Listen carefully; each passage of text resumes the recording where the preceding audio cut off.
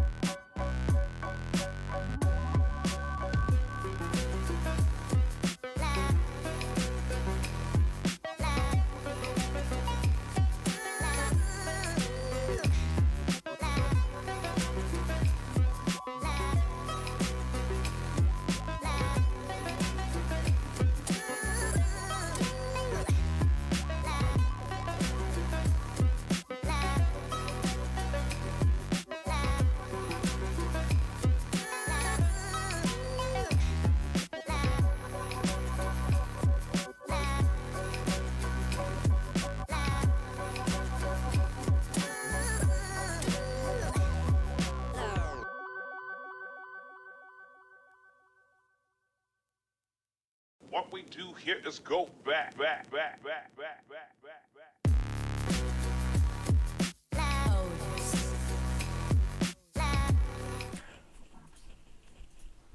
Is that working? Yeah, I think we're working. I think that's live. I was just thinking I haven't pressed the right buttons then, but I possibly have. Can you see me and hear me? Good evening, by the way. Mike here, Mike's Unboxing Reviews and How To. Poppy's in her box. Is it working? We'll see. Wait for the chat to catch up. Yes, we're live. Audio and video good. Excellent. Let's try overhead camera. Yep, that appears to be working and moderately in focus. Desktop stream, that seems to be working okay. Excellent stuff. So, good evening. It is Saturday the 16th of November 2024. Was it Otis? And every time I say it, it just blows my mind that it's almost Christmas again. Where has 2024 gone? I blinked. Since 2020 gone. Yeah, I blinked and missed summer. Sadly, that just, I don't know what happened there. Otis, what are you doing? Apart from leaving hairs all over the desk. Quick note, anyone who does enter the giveaway for the case, potentially there might be cat hairs on it. And also the smell of burnt wood, because we have got a log burner, so do bear that in mind. That is the disclaimer. Hey, you're getting the case for free. Stop moaning. Ah, dear. Anyway, so good evening. Hopefully you're all well, watered and fit and healthy. Wish I could say the same on some of those, not all of those. Oh, there's definitely a cat hair in that. Well, there's going to be one in the case as well, so you can try and clone one of our cats. See which one it comes out. That'd be excellent. So tonight on the stream, we'll be taking a look at the Lianli Lancool 207, I should call it by its proper name, or Lianli Lancool 207 RV as its official title, which was kindly donated by the legend that is Colin Hilton. So Colin, if you're watching, thank you very much. Not seen much of Colin recently, he's been a bit quiet, so hopefully you're okay. I've seen him post a few things on Facebook, so he's still with us, still in the land of the living, but not been on Discord very much recently. So for those of you that are wondering, he is still about, but maybe just taking it a little bit easier. But anyway, he has donated a case for the Mike's Unboxing community, so we can do a unboxing on it, which I've already filmed the video, so there will be a separate video. To enter the giveaway, this has been something I've been mulling over how to actually go about doing it, because giveaways are an absolute pain in the backside. But I think the easiest way of doing it is if we introduce the case in tonight's stream and tell you how to enter the giveaway. The actual full review video will be going live, I believe, on Monday or Tuesday, probably Tuesday of this week, maybe Wednesday. So when the video goes out, just leave a comment in the video with the word win. Then I can use the random comment selector to go through the video after about a week or so's time, and I'll type in the word win and it'll go through the comments and give a list of those. I'll press the random button and it pulls out a random winner. So that is it. It's very easy to do. You don't need to be a subscriber. You don't need to be a patron, a member, or anything like that. All you need to do is have a YouTube account with an email attached, so we can obviously get in contact with you if you are the winner. The winner will be announced possibly on live stream, slightly after the video has gone live. It will be announced on the YouTube community post. So ideally you want to be a subscriber so you see those posts. And also we will send you either an email directly if we can find your email address, or if you're someone, a regular in the community, then obviously we'll get in contact with you either through Discord or whatever. But if someone emails you randomly, pretending to be me, saying you've won a case, be slightly hesitant. You've got 48 hours to respond to our initial attempts at communication. If you don't respond within 48 hours, then we're just going to pick another name, and so on and so on and so on until we get a bona fide winner. So that is it. That's how to enter it. So for those of you that have tuned in to this stream expecting to win it on tonight's stream, sadly you won't. Well, you never know. You might be one of the lucky ones. Who knows? But we're going to take a look at the case, have a strip down and go through. There are some weird quirks with that case. It's a very, very nice case with absolutely tremendous airflow potential. Depending on what you want to put in there, basically the choice is yours. You can put in anything and it will keep it nice and cool. It's a very, very good thought out case. Slightly quirky how the power supply goes, so there are some things to bear in mind, but overall I think Lianli have done what they usually do on some of their sort of more mid-range cases, and they've absolutely nailed it. They really have. I've been very happy with Lianli cases, the 215, the 216, the 207, Lancool 3, bit too big, but still a very nice case. What else was there? I'm sure there's another one I've had as well. Anyway, moving on from that, so that is what we're going to be doing. Also, we're going to, as a part of a warm-up for the stream, we'll take some of your comments and questions or anything you want to talk about that's happened during the week. Any products which take your fancy, any tech support questions you may have in your mind that you need answering, then let us know in the comment section. I will try and answer them. Also, I've got Discord open on the PC for once. So if there's anything which you want to get in contact with me, you can do it via Discord. Obviously, if it's an in-depth thing, there's a very minimal chance that I'll be able to answer it. Mostly it's for Kath. So if there's a question in the comments which I'm not addressing, she's going to ping me directly. So if you hear a Discord ping, it's Kath saying, Mike, you need to answer this question, or sending me a link or whatever. Anyway, so with all that said, I think that is pretty much it. Yet, so if anyone's got any, put them in now. Yeah. I'll be on it now.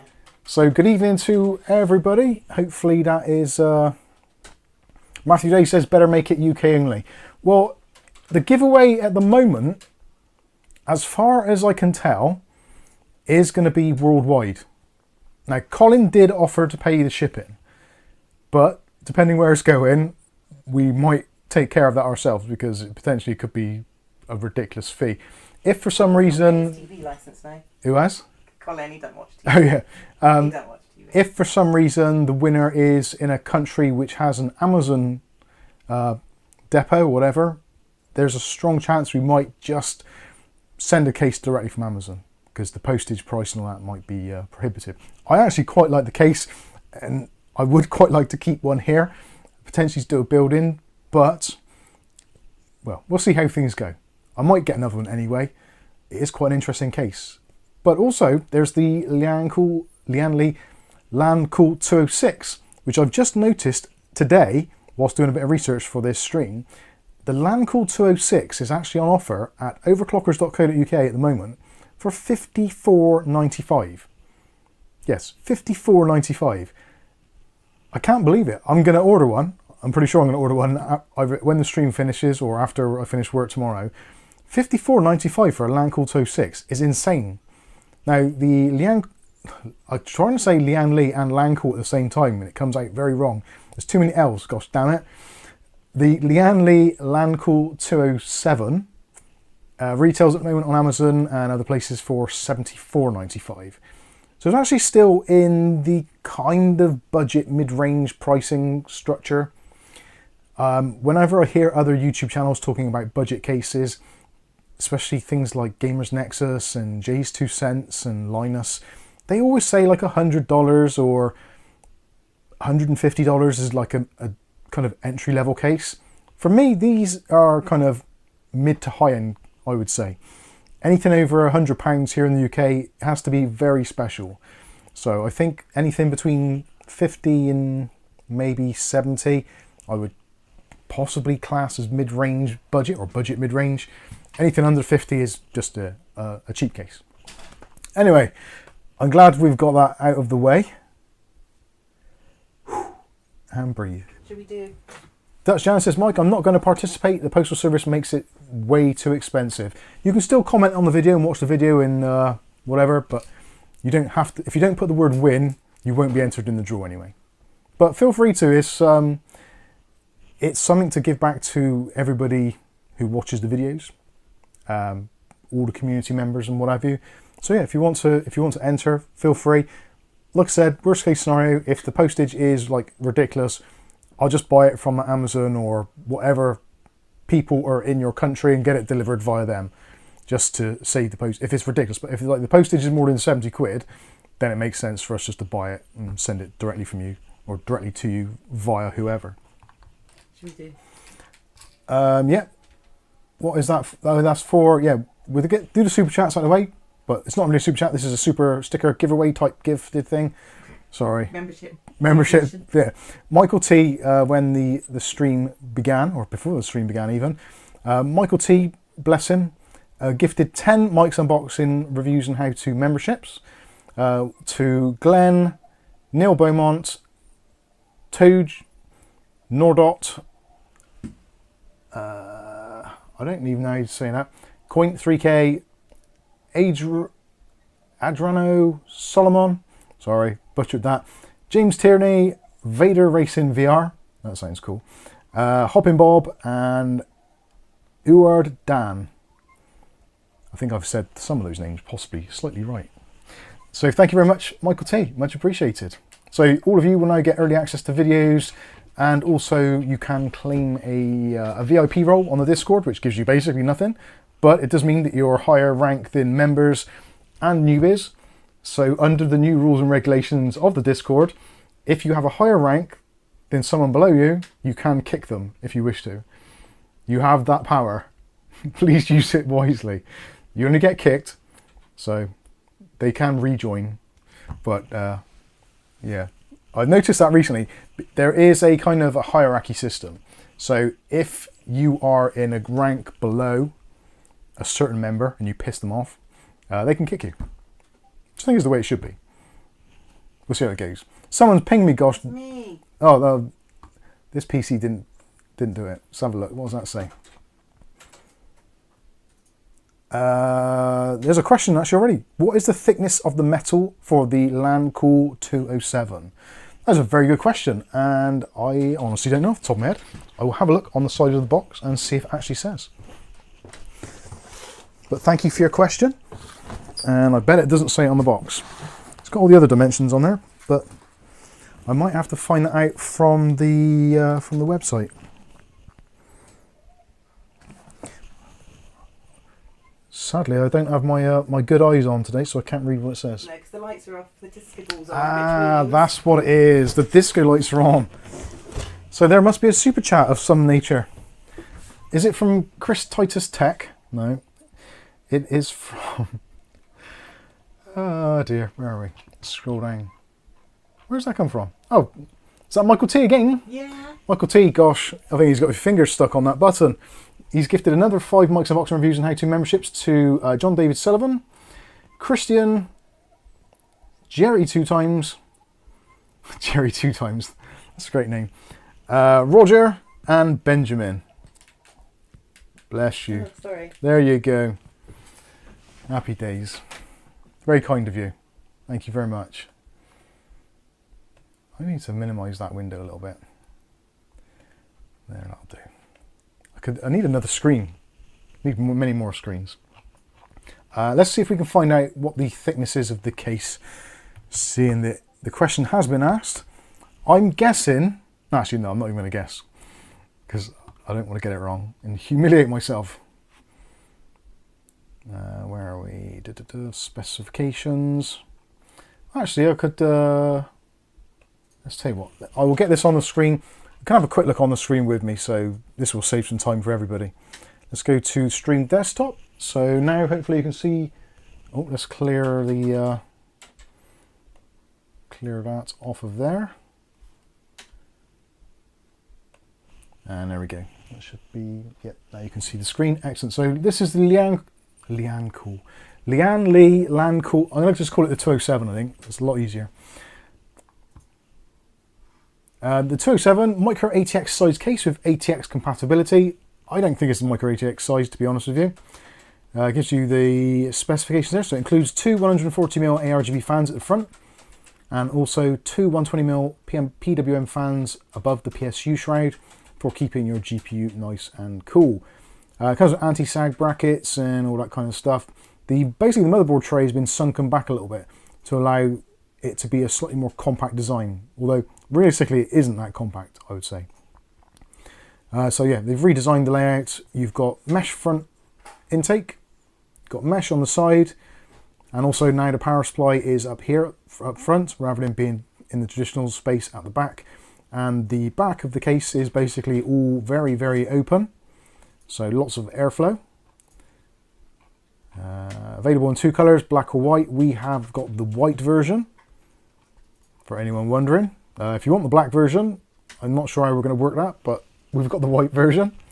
So there is the dimensions. So 456mm tall by 455mm long, so almost square in that respect, and 219mm wide if you want to make measurements, see if it will actually fit on your desk. You've got the motherboard tray has been sunken about an inch all the way around.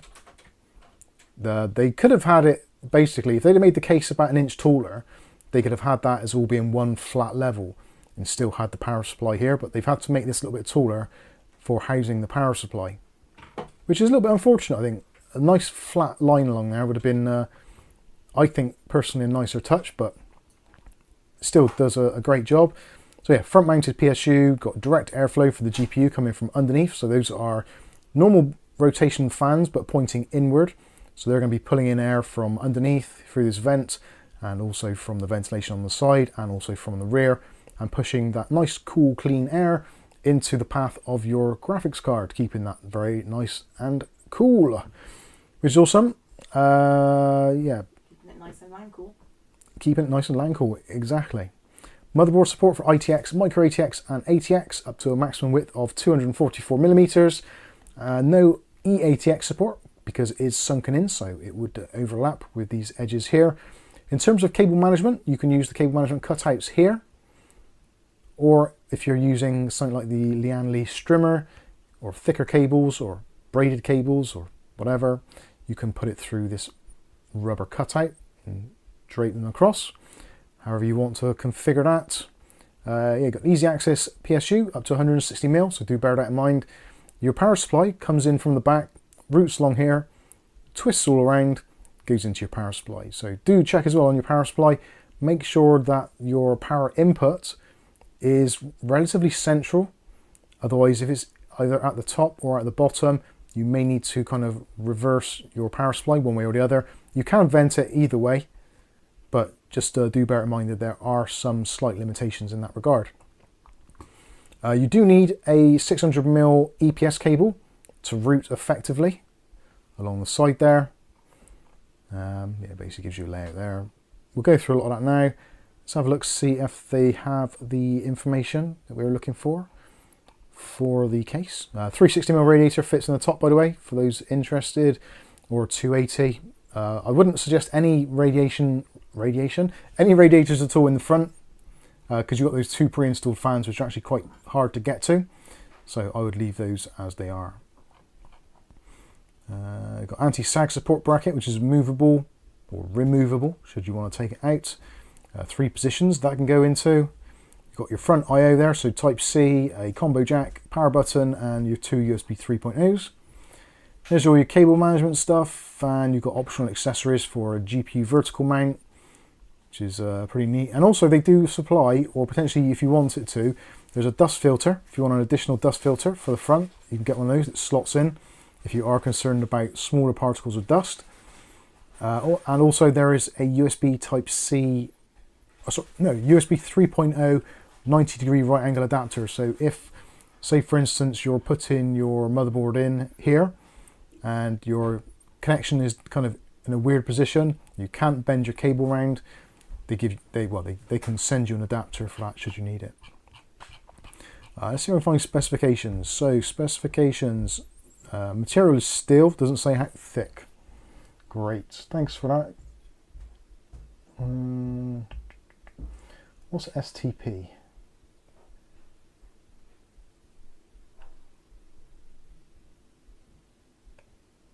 I have no idea what that is.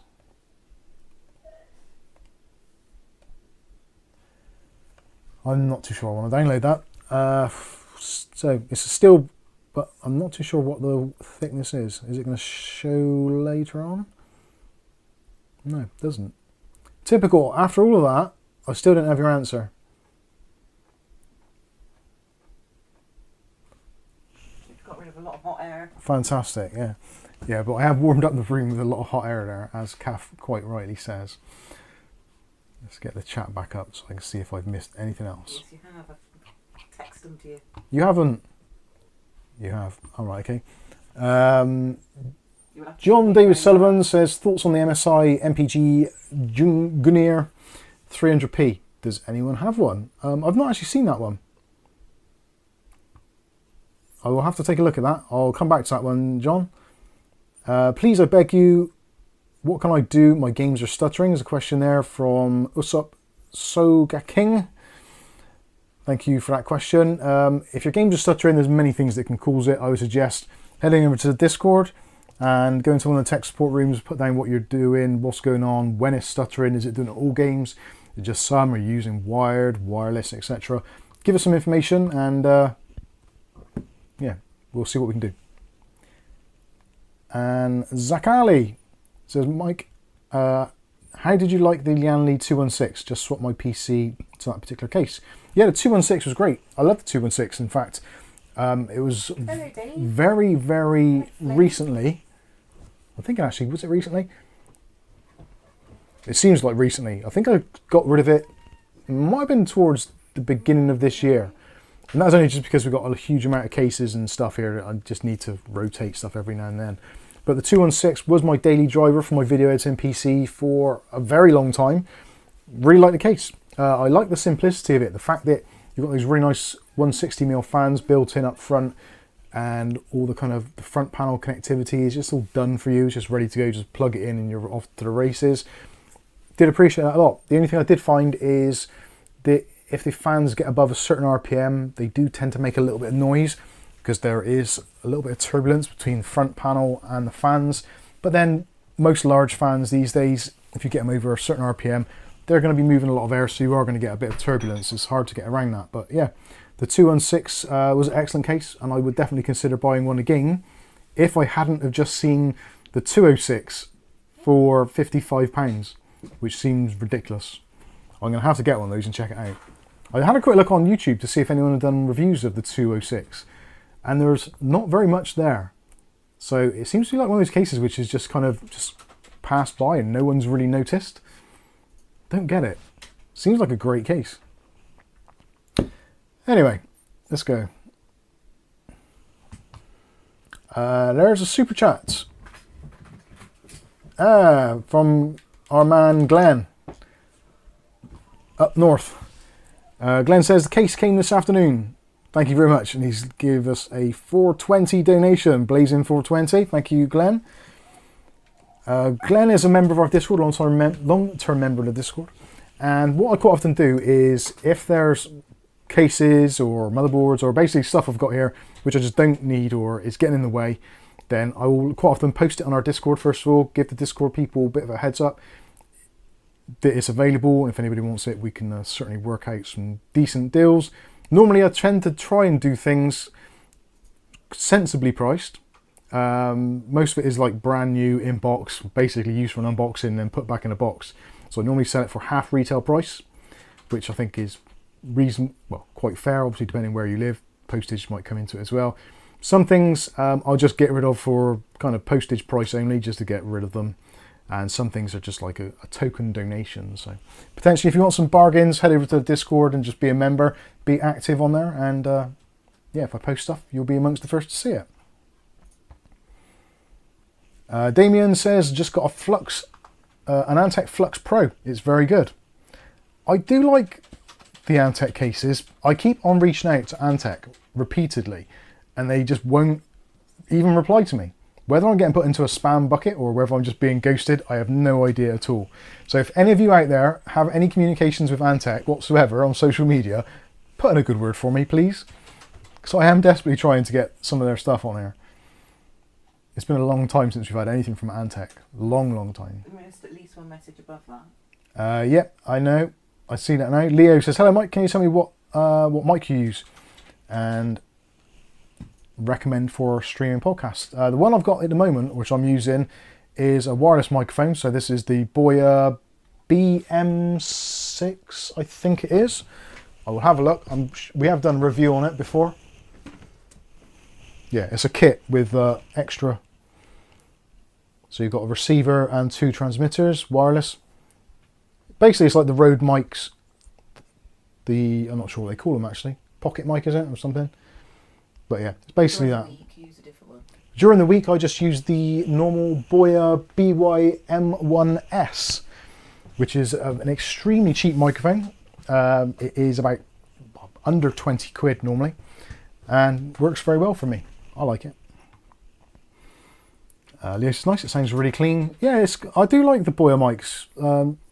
It's one of those weird things. When I first started doing YouTube, everybody was doing videos about Boya stuff. It's like Boya this, Boya everywhere. And now that I've kind of started buying Boya mics, or getting my Boya mics sent to us as well for review, very rarely do you see anything. They've kind of gone very quiet. So I'm not too sure what's gone on there. Anyway, yeah, I like them. They're good stuff. Hey, David Underhill.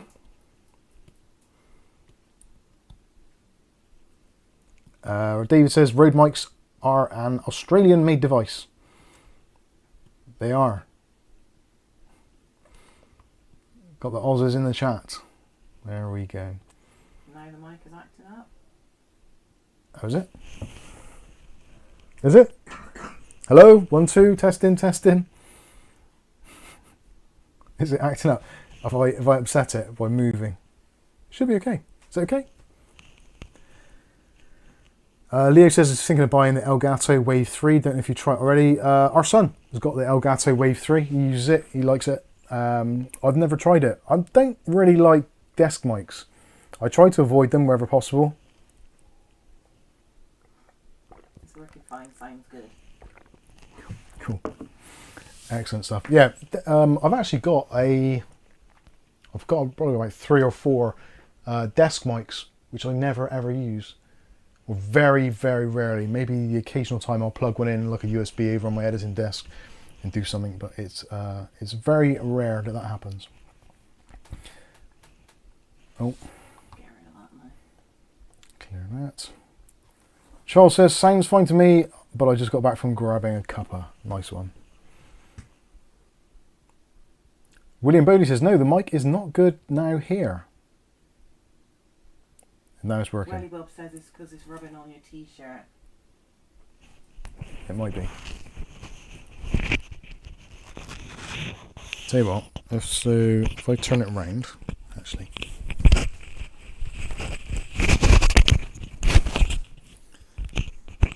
I'm hoping that none of you heard my son say for fuck's sake upstairs just now.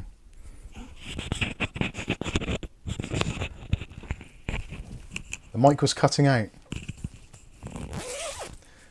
David Nurse's desk mics. Mike is literally a desk mic sitting at a desk. This is true. Hello, Sound is perfect. Ouch, headphone users. Sorry, headphone users.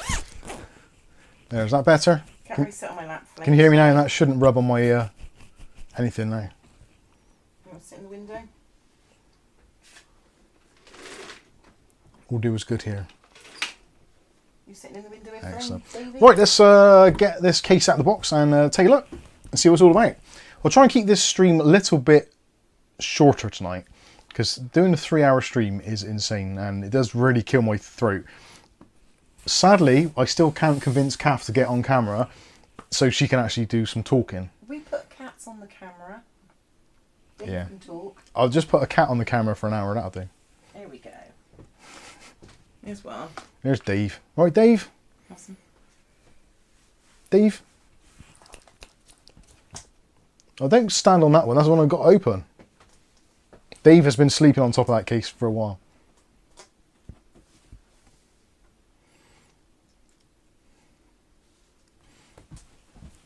Right, and keep an eye on what is going on here.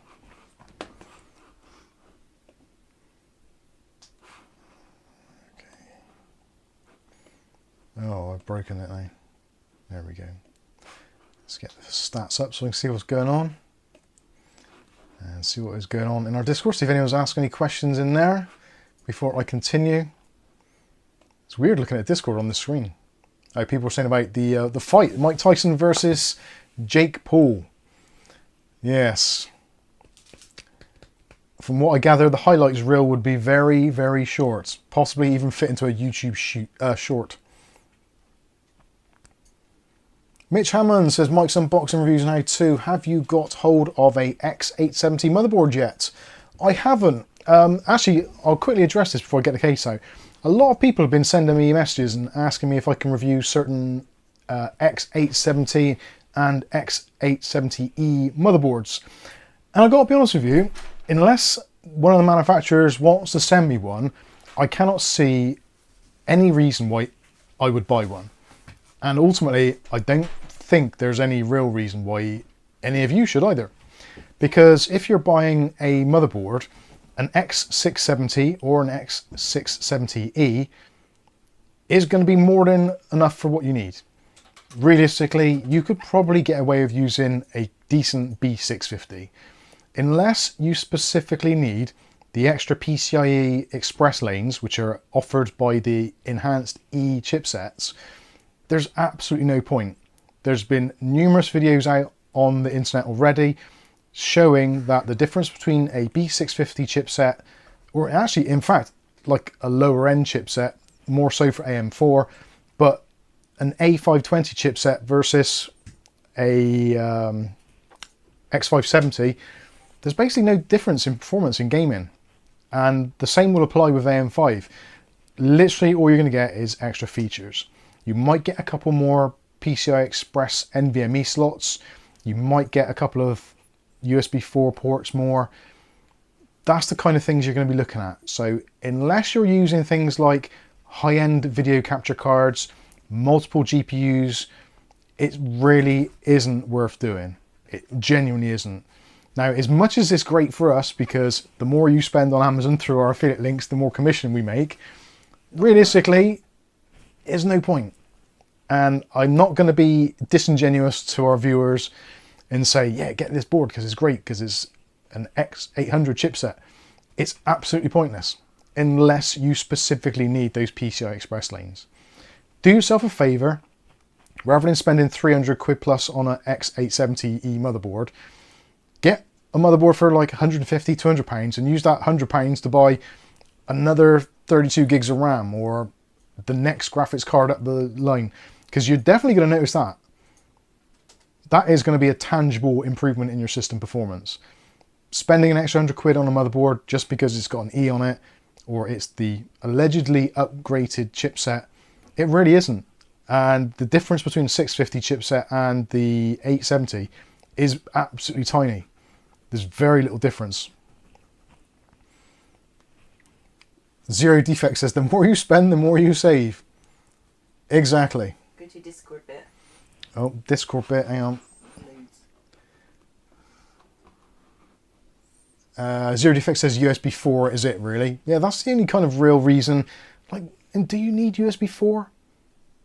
Like, at the moment, video capture devices, which are the ones which soak up pretty much the most bandwidth there, still USB 3. I have not seen a USB 4 device in the wild. Maybe you have. If you have, let me know. I haven't seen any.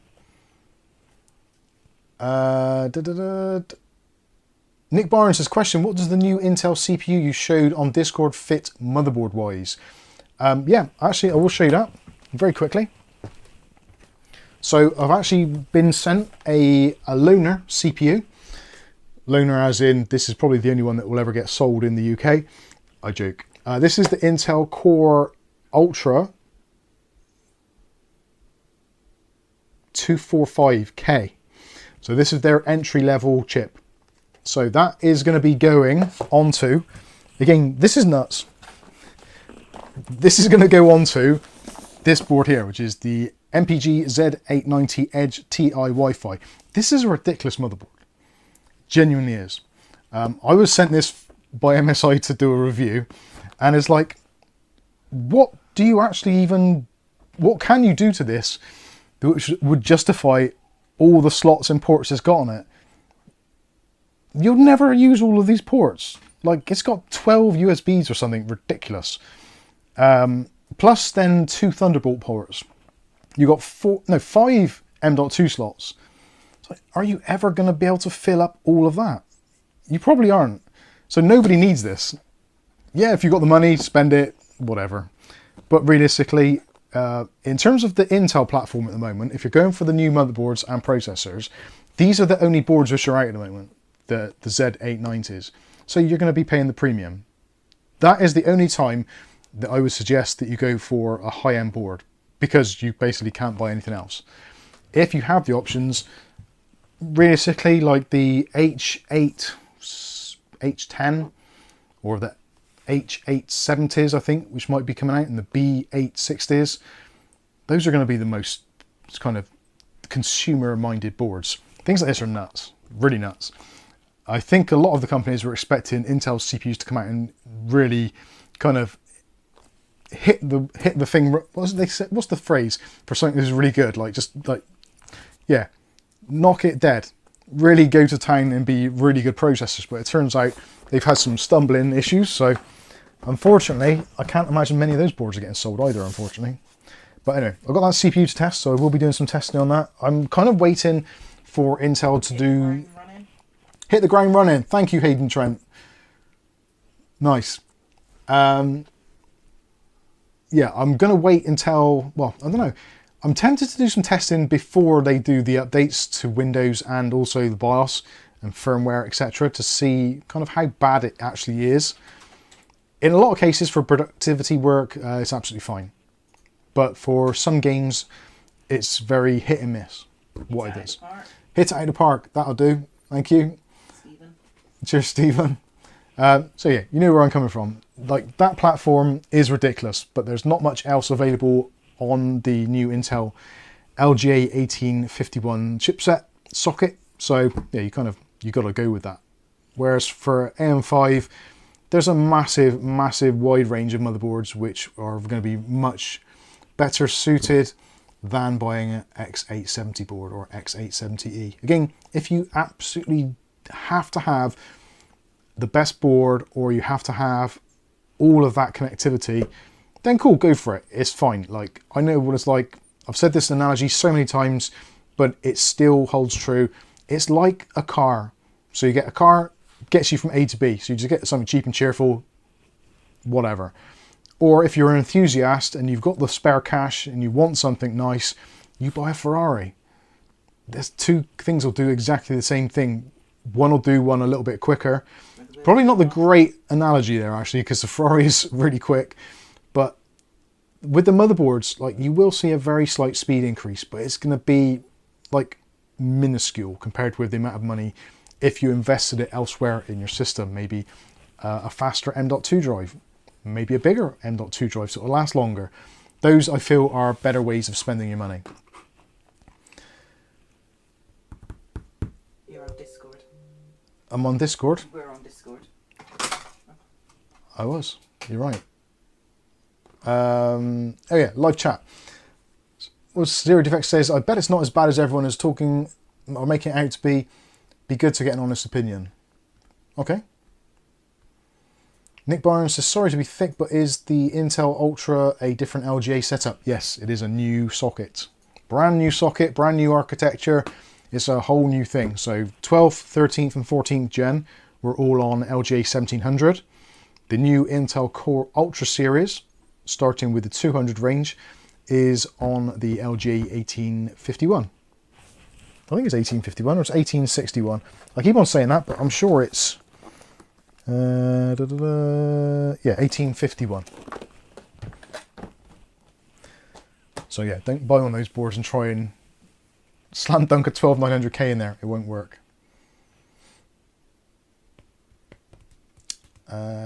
Right, okay, let's have a look at this case. So bear with me a second while I... Dave, off the box, please. Come on, Dave. All right, go in there. Sorry about that, young Dave was hibernating on top of the case. Let's get some scissors. So yeah, the Tyson fight, I'm a little bit saddened by that.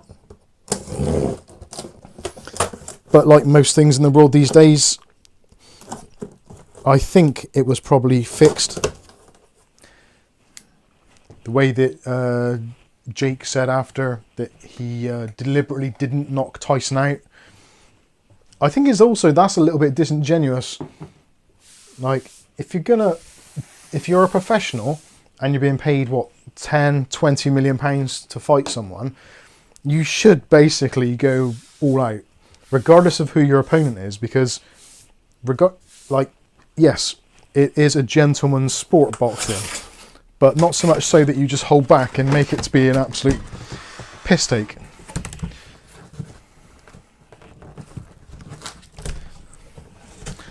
Anyway, don't listen to me, what do I know? That's right, Poppy.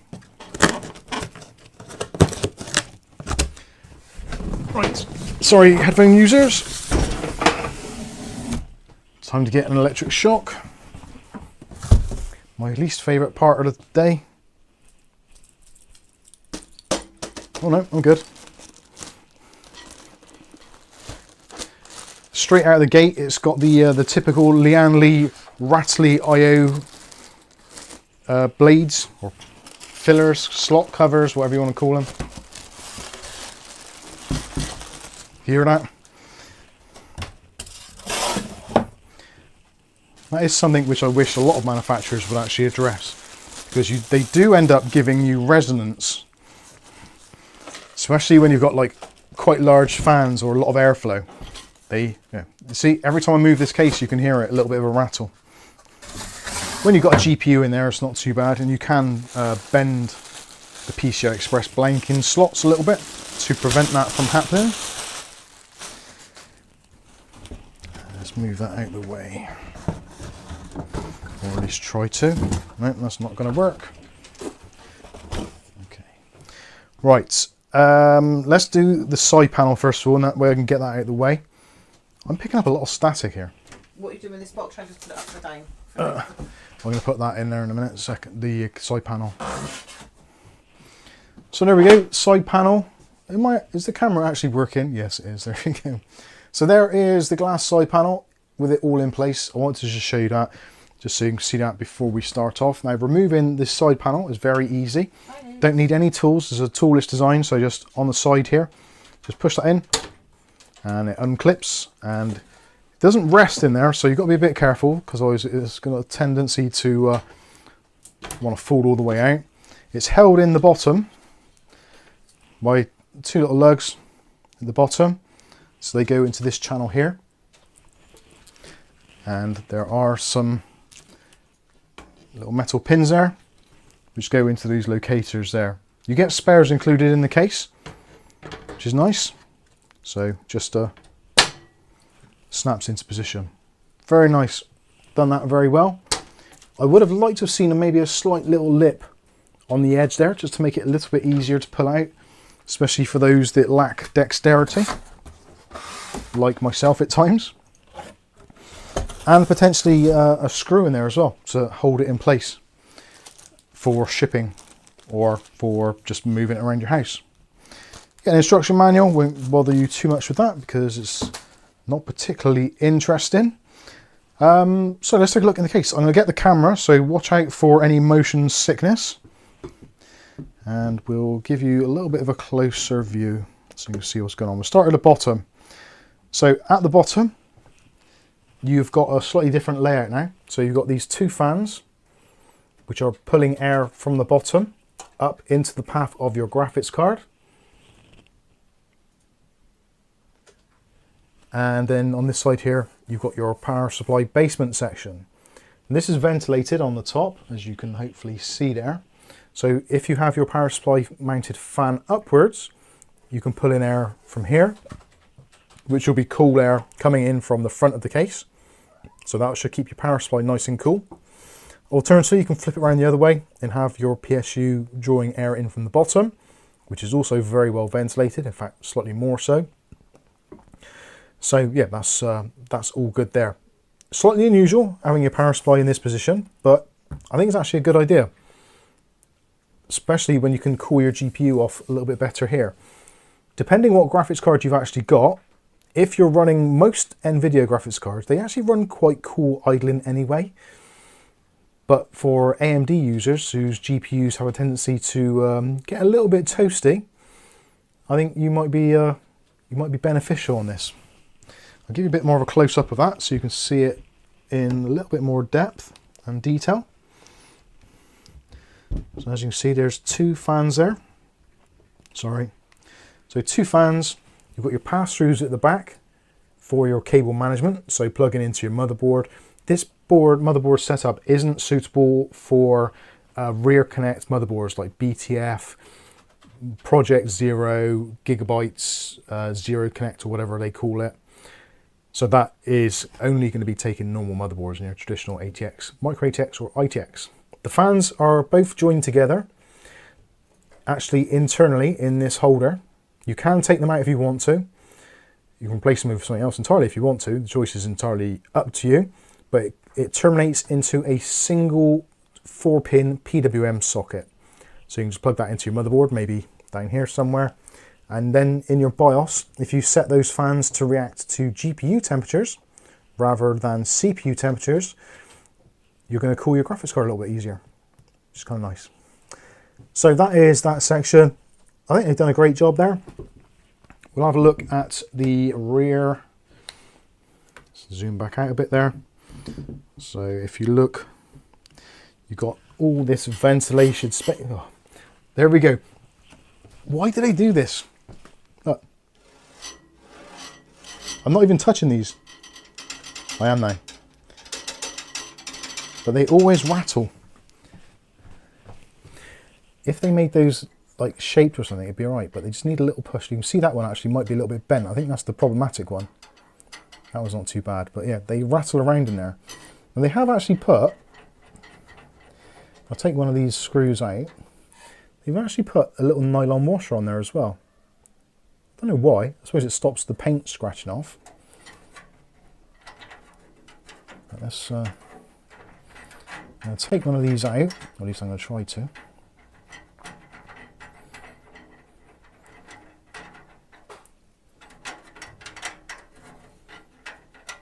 Oh, come on. Why won't that come out? There we go. I'll do it. So for these PCI Express things, if they're actually really well made, and they've even got a little lock-in section there, which kind of holds it all in place. But yeah, if you give them a very slight bend on this end, and then drop it, so then you put it in there, and then lock that in. And once it's all screwed in, sorry, my hands get in the way of the camera, and that will hold it in place and it'll stop it rattling around. So a little bend on them, they'll be absolutely fine. Shin says, fun.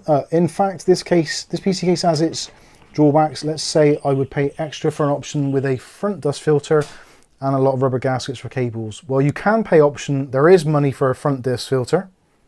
That is actually available. I feel actually I'm quite lucky to have a look at this case after the initial review cycle, because Lianli have actually listened to criticisms and actually are addressing some of them, such as the lack of front filtration by adding an additional unit. Hey Candy, you alright? I'm kind of working at the moment, Candy. Been outside in the cold. Bless your heart. Right, sorry about that. So anyway, that is the PCI Express. Oh, that one's still rattling around now. Yeah, that is something which annoys me. It genuinely does, especially when it's quite close to a fan. If there's any resonance in the fan, these are going to be like tapping away. Anyway, that's a story for another day. Space in the back there for a 120mm fan. We look up towards the top. So you've got actually a really nice mounting section in the top for up to a 360mm radiator. We'll take a look at the top in more depth very shortly. If we move this around a little bit, you see towards the front now. So pass-throughs for cables here. You can use those, or alternatively you can use the pass-through there with the rubber grommet. You've got your GPU slider, which is for holding your GPUs in place. GPUs in here I think is up to 375mm. CPU coolers up to something crazy like 190mm or something stupid, or 180. It's like, yeah, you're never going to find a cooler that big. PSUs up to 160mm. That is one of the main considerations which I would think about. The fans in the front, on the control key there. So fans on the front, Lianli fans built in. All the cable management is done for you, which is awesome. And the last thing we're going to look at on the front here is this bottom. Oh Christ, the camera nearly fell over. Is this bottom basement section. So 2 thumb screws on the back, which are captive, which is nice. And then this pushes backwards and lifts out. So you've got a nice mesh on there, nice and easy to clean or do anything with, or for modding, quite easy to take out and possibly paint or decorate or adorn with things. And looking at the bottom there, so now you can see there is actually a accessories box with screws, fixings, etc., which is nice. And you can see the power supply cable coming through. And so your power supply plugs in, or your power supply input cable from the wall plugs into the back there. This gets routed through into this adapter, and you plug that into your power supply. So pretty straightforward stuff. And yeah, I think it's a quite a good idea. It's kind of wasted space down here more times than not, although it does prohibit the use of a 360mm radiator in the front panel, which some people may have preferred. Personally, I'm not a big fan of putting 360mm radiators in the front of a case, so for me it's absolutely fine. And that goes back in like so. Tighten up your screws. I just noticed there, Andy Davis says, boils my fluids. You can't buy a 9300X3D, but all the scalpers are selling on eBay for double the price. Well, the easiest way to stop scalpers is to don't buy it. We've said this time and time again, especially when the GPU wars were active. Yeah, you basically, if you stop buying from scalpers, nobody buys from scalpers, they will not have a market. And then no one will be buying from scalpers, and scalpers will not be a thing. Right, there we go. Just put the camera level there so we can see what is going on. So at the bottom, traditionally where your power supply is going to be, you've just got this open mesh section for pulling in cold air to the graphics card. Not filtered. That potentially might be, I don't know whether it's the problem or not. I think it's one of those things which probably is, but if it does concern you, you can always blank that off with a bit of card or a bit of tape or something. You've still got plenty of air intake from the sides for the fans, that is. Wait, stop. You've got your PCI Express line plates, as we mentioned numerous times already, and you've got IO shield, etc. The top panel is pretty cool as well, because the top panel comes off, is toolless as well. So if I move the camera up slightly, got this handle here, and just pop, and that comes off. There's no filter as such, it's just this fine mesh, which again with Lianli, this is something I wish they would address, because this isn't the best for airflow in terms of allowing your exhaust gas to escape from your AIO if it's mounted in the top. You really ideally want this to be a bit more, a little bit less restrictive, because there is a little bit of restriction there. But overall, the fact that it is a filter and also a panel all in one does save on production costs, so I guess you kind of got to give them that, really. But yeah, maybe a slightly more porous design or hexagonal mesh, the same as what was on the back here, would have been better personally, but hey ho, that's the way it is. Now if I turn the case around a little bit and take a look here and see what is going on, so it's extremely open for this top section. You can put 3 120mm fans in.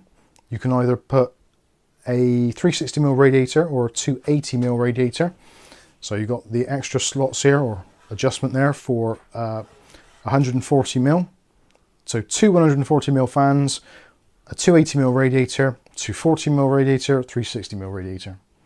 120 if you're feeling that way inclined, or maybe a 140, although you generally don't seem to see those very often now. Front I/O we've already seen, but I'll quickly go over it again. So you've got a USB Type-C front panel, combo headset jack, power button, and a pair of color-coded USB 3.0 ports, color-coded to the case obviously, rather than color-coded to the USB standard. And there we go. Any questions about the case so far whilst I got it in this position? Let's have a quick look in the chat. Adam Williams says, I prefer 420 radiators on the front. Yeah, that's pretty good. AJ Hovercamp says, one big plug for front I/O, hopefully. Kind of, yeah. We'll get on to that. That's actually quite a funny bit. Adam Williams says, that's a problem. They need a filter there. I guess that's to the back bit.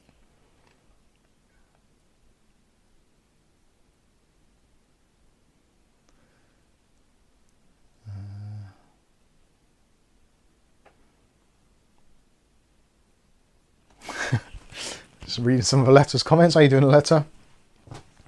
Let's put this top panel back on. Keep it safe. Top panel put back on. Just snaps into place. Again, this is all pretty toolless design. Have a quick slurp of my tea a second. Not this tea.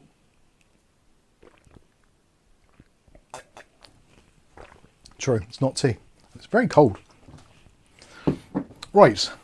Oh, there's that hair. Damn cat hairs. Is that yours, Oates? Right, side panel. So the side panel is interesting in a couple of ways. Again, it's a toolless design, so there's a little indentation towards the back here, which is not going to focus on. What is it about white cases and focus? Right, hang on a second. Let me, I'll put it in MF mode.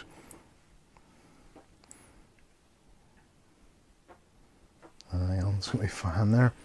Wait for the peek in. Oh no, peeking's turned off now, isn't it? Typical. Because I'm recording, can't see peeking. Is that in focus? I can't tell. That should be in focus, I think. Is that in focus? Gaff's way behind. Right, we'll pretend it's in focus for those of you that are watching. So, Bobby was on earlier. On the bottom, it was? Dave. He was. Wally Bob said they hadn't seen him live for a while. Filter at the bottom, or not necessarily a filter. Actually, Oops. move that back a bit. You pressed that key link. So you've got a mesh there again. So that's intake for the fans for the GPU, which are about here. Or you can mount hard drives down here. So if you put a hard drive in there on the sleds, that's going to pull your air in there or allow air to escape, keeping your hard drives a little bit cooler. Nice touch.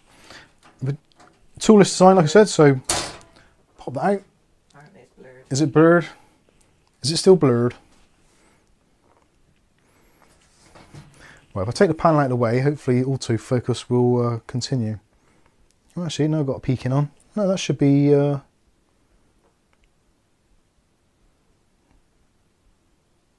there we go. That should be bang on. Slightly disappointing that you can't remove that filter without kind of being a bit destructive. So you can bend out those prongs there to take that filter out. Although really, you probably never need to. Just a quick wipe with a cloth or something would be absolutely fine. In terms of thickness, I don't think I've even got a caliper that will measure that, because my calipers are designed for flat surfaces. I might be able to, actually, let me see if I can find my caliper a second, and I'll measure the edge thickness. That might give you a rough idea. Is the case blue-white? It's a more bluey white, yeah. It's not blue, but it's more into the bluer spectrum of white rather than being a creamy white.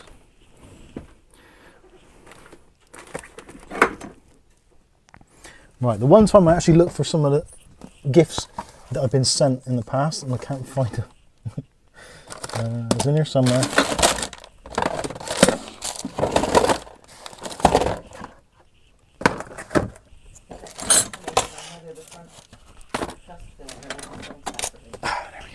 Yes, the front dust filter is available separately. I don't know the price though, sorry.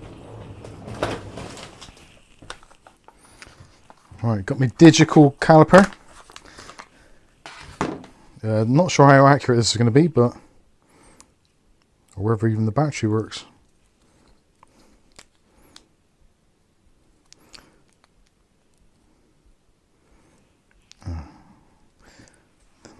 Right, 0, 0.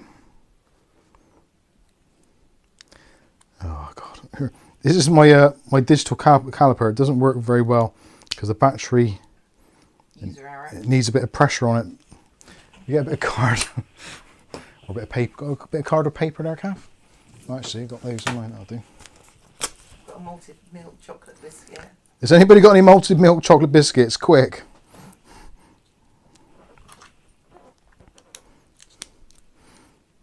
Oh yeah, look at that. That's working. So we are zeroed. This thing ain't very good, to be fair. Autofocus isn't on, is it? There we go. So we're kind of zeroed there-ish. It's going to be close enough. So that is going to be...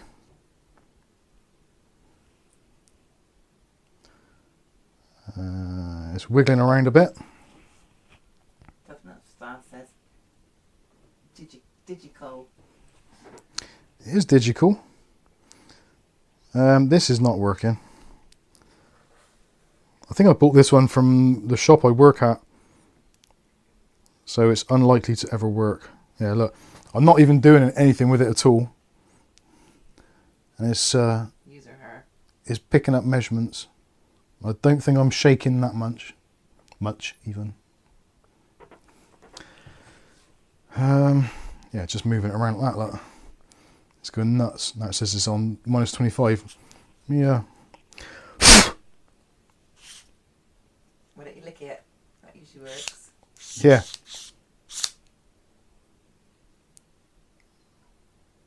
Okay. It's approximately 1.5 mil. So that's what I've got out of it. So it's about 1.48, 1.49. If you can read that. Don't know if you can see on the screen. Needs calibrating. I tried calibrating it. It doesn't seem to want to calibrate. It's still jumping around like crazy. Right, I'm going to throw that sucker in the bin. That's rubbish. I've got another one somewhere, but tucked away. Anyway, we've seen that. We know what that's all about now. We can ignore that. So now we can take a look inside at, let's get a bit more focus on there, hopefully. So quick tour, cable management settings. The cable management is actually brilliant. Very good indeed. So all of your front I/O connectivity is taken through this kind of sub channel of this section. And then you've also got your double Velcro straps. So you can put cables up behind there if you wanted to. You can put a couple of cables in there and then strap that in. And then if maybe you've got a couple more cables after, you can put those in and then strap it on the top as well. So those are really nice. I like that, and they're nice and wide channels. This bit here, that's your screw for adjusting your GPU mount. So you can put it in 3 positions in terms of depth. So small graphics card, medium graphics card, huge graphics card, and you've got the various depths there as well to support it wherever you want to. So that's really good. Like that. You've got pass-throughs at the top, as you'd expect. Pass-throughs on the side, nice big pass-throughs there. You've got the rubber grommets, etc. Main cabling down through this section, like I said before. And when it comes to front panel connectivity, this is actually quite funny, but sad as well at the same time. So USB Type-C, one connection for that. You've got a 3-pin 5-volt addressable RGB. You've got a 4-pin PWM. So that is for your front fans. That's all you got. Just 2 connections to wire up those, which is nice. It's all pre-wired inside there. You've then got a HD audio connection. That's a massive one as well. So even if your board is kind of really far over, the cable is nice and long, so you can do your cable management along that bottom channel and still be able to get up into the case very easily. I do like that. Shame that they haven't done those cables in white though. It's a very, very minor gripe, but that's what I'm here for. USB 3.0, 2 cables on there, so that means obviously 2 ports. Color-coded white as well, which is nice. And the last one is for your front panel connection. So the front panel connection, they've gone ahead and given you a single block connector. But the irony is there's only one front panel connection, which is for the power on switch, which is kind of pointless. I like it, the fact they've done it, and it is keyed as well. So you can only physically insert it one way, but it just seems a bit of a pointless exercise using a front panel connection thing like this when you've only got one cable anyway. But some people like that. I'm kind of slightly perturbed by it. Also, if you wanted to wire up something like you've got one of those, I don't know, some sort of separate device which you want to connect up to your reset switch, you can't because it's connected here. Some people put like a little switch on the back so you can do a CMOS reset or something, but anyway, whatever, is what it is. And for the fans down here, those 2, you've got the 4-pin PWM. Underneath, you've got these drive sleds. So you can mount in a 3.5 or 2.5 inch drive. Got 2 sleds, so 2 slots there available. I don't really understand these because it's quite a tight tolerance to the fans. So if you put a 3.5 inch drive on there, you might actually struggle to get it to fit in properly. But it is there if you want to use it. It's great. If not, you can remove those. There isn't actually any airflow underneath it, so there's no benefit for air. But for those that like to use hard drives or 2.5 inch drives, you've got a few options there. You could potentially put another one on there with a bit of sticky tape, possibly one up front as well. A little bit of room there knocking around, but it's a nice open section. Like I said earlier, some of you may have missed it, so I'll go over it again. The power supply is going to go in here. So you're going to need to get power supply which obviously fits in there quite easily. Up to 160mm is recommended. A 170 fits, but is tight. And if it's a modular one, it might be even tighter because of the plugs. You do need to have your EPS cable being at least 600mm in order for you to do the wiring so it goes up through this channel and along through here. If you've got a cable which is less than that, you may need to kind of take it down this side section to give it a little bit more room, or just do kind of the path of least resistance. But because this is sunken, you then might struggle a little bit when it comes to putting your back panel on. So ideally, either an EPS cable which is 600mm in length, 2 foot, or potentially just pick up a set of cheap cable extensions if it's going to be a concern. So I think that's pretty much it for that section. Let's take a quick look at the bottom. So on the bottom, it's nice actually. The feet are a little bit on the small side.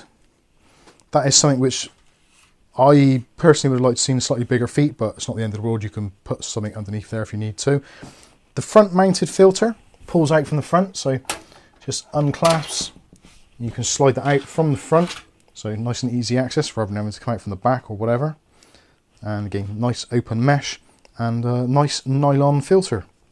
Shame there's not a few more of those on there really.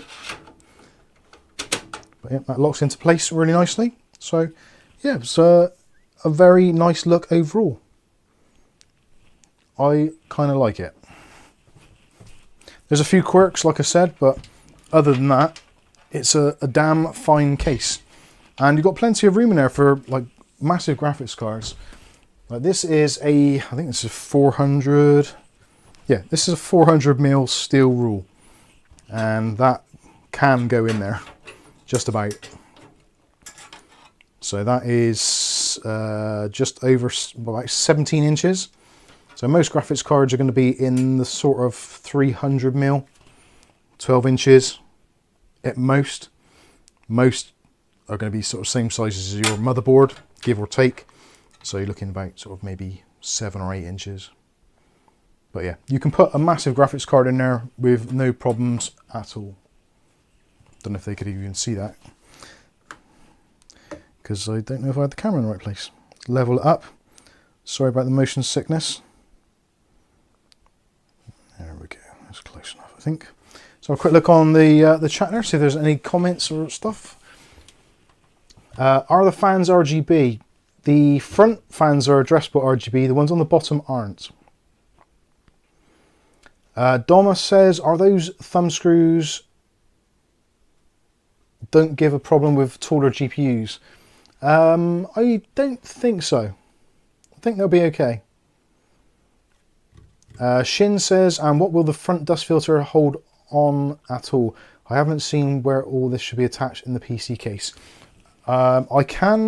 We did have a look at that earlier on the stream. I'm going to see if I can quickly find it for you,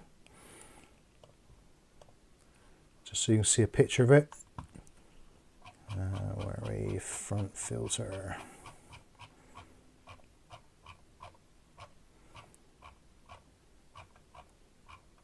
Anti-sag. There we go. Right, stream desktop. There we go. So the optional front filter is there. They don't show the top bit, but there are. It looks like it's either magnetic or it clips in. It might be magnetic. Looking at the picture, there's 2 little lugs on that side, which go into, I'm guessing, there. If you can see it on the screen, hopefully you can. And then these bits here look like they attach on the outside. I honestly don't know. I've not used one or seen one in real life, so I couldn't tell you. But there is that filter available as an optional extra if you need it. Let's go back to main camera. Okay, so yeah, oh, I didn't show you the front, did I? So the front panel is actually really nice in respect that it's pretty easy to manage and maintain. So there's a little hole at the top, you can get your fingers in and just pry it out. There are magnets on the top and on the bottom. Got these little kind of clips or feet or whatever. So you can see there's 2 cutouts there.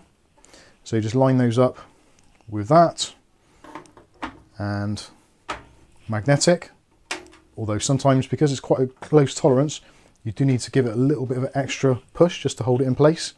But it's not going anywhere at all. It's really hard, and you can see there's little magnets screwed into the top there. So, really nice design. The fans, we haven't really had a great look at the fans, have we, at the moment? So you've got the infinity effect fans, so reflective. You've also got addressable RGB, and they're kind of pre-installed in there using these longer screws.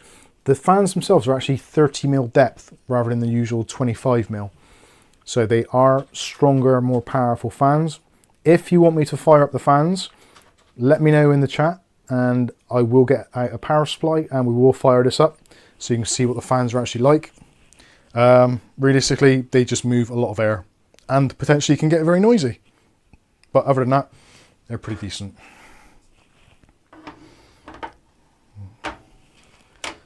Put that back on there. We'll put the back panel on. I think we're pretty much done with that. AJ have a counter. Is it rotated 90 degrees plugs in the side instead of front and back? Power supply. Power supply. Well, what's the orientation of the power supply? Power supply can go in. Let me grab a power supply. That's probably the easiest way, isn't it? Sorry, I thought you'd answered. I think somebody else answered. That's why I thought you'd answered. Let me see what have I got here. Oh, that's a good option. It says breaking the box. Right, so in terms of a power supply, this is a kind of relatively large-ish power supply. So this is a Tough Power GFA3. This is a 1050 watt, and this measures in at a 140, well, 130, no, hang on. Let's say 140 mil. So this is about 20 mil shorter than what they're saying is the kind of theoretical maximum. So in order to put the power supply in, pull these cables out of the way. And actually we'll get that out of the way as well, that cable. Actually, just let me undo that side panel. Make life easier for myself. Now I can show you what it looks like from the other side as well. Fire them up. Fire them up. So, power supply goes in with your connectors, or your power switch and power button, etc. in this way. So on top of the skate, and so that is your, let's move over a little bit. There we go. So that's the power supply in position. I'll give you a bit of a close-up on that. Motion sickness in 1, 2, 3, 4 now. Ooh, I forgot Poppy's lead on the HDMI cable.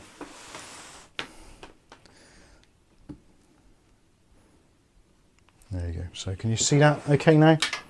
So that is your power supply in position. Got a reasonable amount of depth there between the power supply and the outside of the case, about 2 inches or 50 mil. So that's a 140 mil power supply, which is a little bit bigger than some anyway, because it's a kilowatt or more.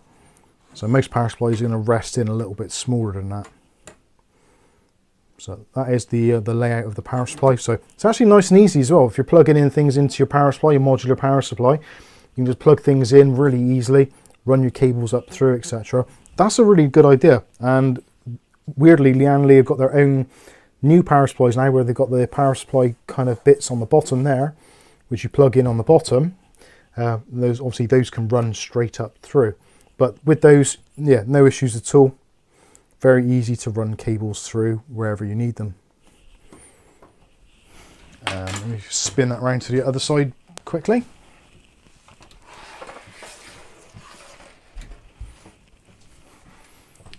That in the shot, almost. So you see now the power supply in the front section. So if you want to get access to your power button, you're going to take the side panel off, which isn't the end of the world. But just be careful with your power supply, because obviously you're going to have to plug in your power cable at some point. So you might want to kind of tweak what is going on here, or even pull it out altogether, push it in a little bit, and then power cable in. So a little bit tidier for cable management. I'm going to zoom out.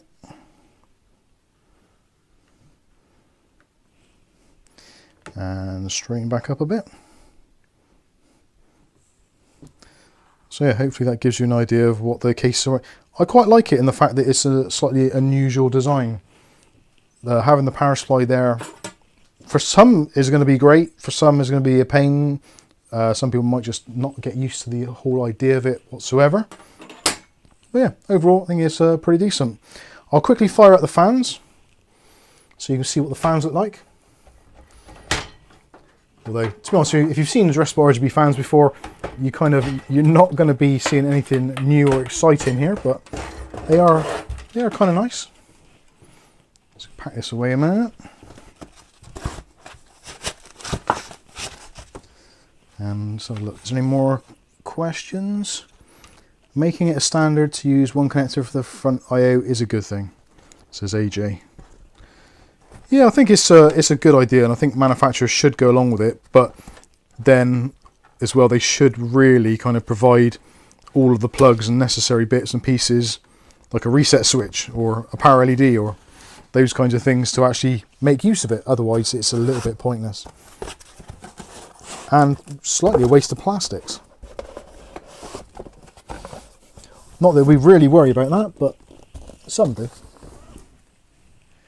Let's have a look at the chat. You check in the chat. Yeah. See what people say. Sending them to you, aren't I? Andy Archer is in. How excited are you, Andy?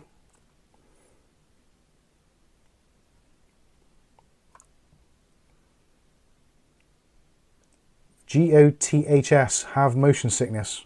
Goths have motion sickness. What's that? Emotion. Oh, emotion sickness. I read it wrong. Sorry. Michael T says can get a decent PSU up to around 1100 watts at 160mm depth, so you can build a powerful rig in that case. Oh yeah, for sure.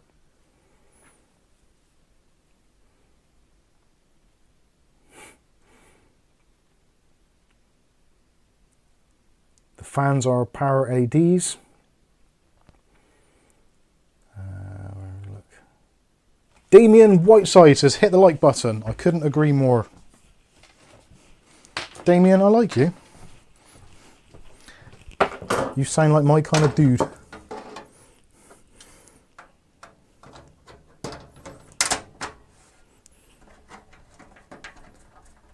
let's get the fans wired up. And you can witness me plugging in my power supply to the wall and basically causing a little bit of a meltdown of the system. Poppy, why are you on that box around there? Right, sorry, I'm going to move you, kid. You're okay. Chill. Right, motion sickness, and there we go. I think that's close enough. Losing access to the power supply toggle switch and the power button is a real problem to me. I know, yeah, that is. Sometimes I think that they're often designing these cases purely to kind of gauge a reaction, see what people will and won't accept. For me personally, it depends which PC it is or where it's going to be used. If this PC was mine and it was going to be my video editing PC, it'd be absolutely fine, because I touch the power supply switch for that probably never. I turn on the wall socket in the morning, I press the power button on the top, I turn the PC off at night, I turn the wall switch off. I very, very rarely ever touch the power socket for my video editing PC. However, for the streaming PC, I do tend to touch the power supply switch on that sometimes. I'm not saying this all the time because I'd be lying, but there have been the occasions where I've kind of needed to use it. Right, we're going to fire up the fans now, so you can get a look at what they're like, and also you can see how fast they are as well. Now they are going to be running at ridiculous speed, because this GameMax controller is rubbish in terms of its minimum fan speeds. David Underhill says that little side panel should be redesigned with PSU switch access. It probably could be. I don't think it's out of the realms of being done. Possibly even a home DIY thing. Where is my fan controller? I've lost my fan controller. Oh, there he is. Found it. Hey, Candy. Right, power cable. Is that not candy on your lap there? Otals. Otal fruits. Made to meet your mouth water. Right, let's plug in some stuff. I will warn you, potentially we may lose the stream briefly when I plug this in because of our poor grounding on these sockets. We can actually see it without getting electrocuted.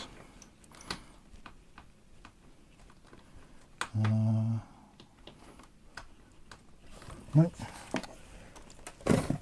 Sorry, Poppy. I think I just smashed her in the face then. Sorry, Pops. My monitor, my bad. Right. Let's try and get this wired up. It's getting a bit warm in here now. 22.8 degrees Celsius. And humidity of only 62%. That's not too bad, considering. It's been quite a damp day today. We've had a bit of rain in... Squib. It's been a damp squib today, actually, yeah. An actual damp squib. Today, it's most of the week. Although we have had blue sky. We've had a couple of blue skies this week. Not today. It was gone again today. Right, so we want SATA power for that. And let's plug in that into port number 1. Not that it makes any difference at all on this controller. Just have a look at your questions there. See if there's anything I need to say or do. Power switches on power supplies don't kill the 5-volt standby. For Wake on LAN example, always unplug the cable when you work on your PC. Yeah, I generally either unplug the cable or just turn it off at the mains, whichever kind of easy to do. Right, let's turn this on. Did we lose the screen? Yeah, we did. And there we go. There are the fans illuminated.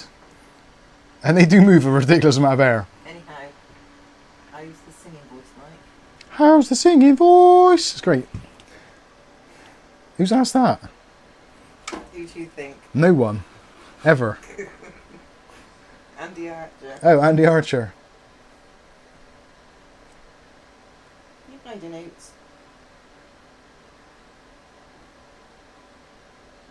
William Bodie says, never did understand why the likes never updates on the stream by itself.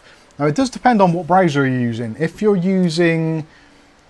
Actually, if you're using the YouTube app on your mobile phone, likes and view count periodically update.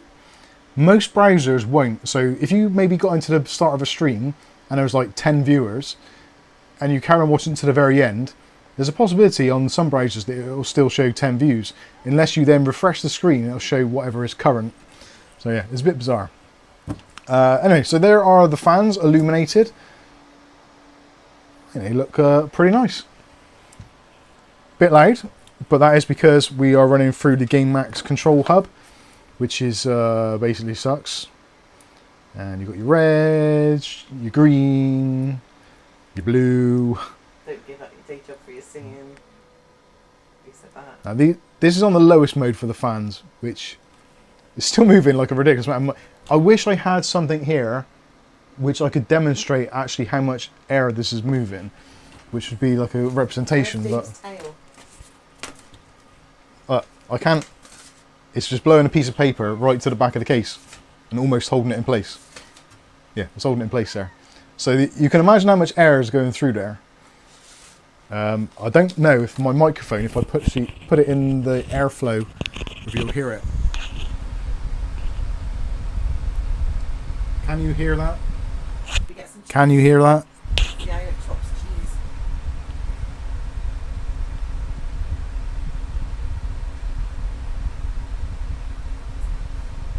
David says, Mike, don't give it your day job for a singing career. I'd have no problem not doing that.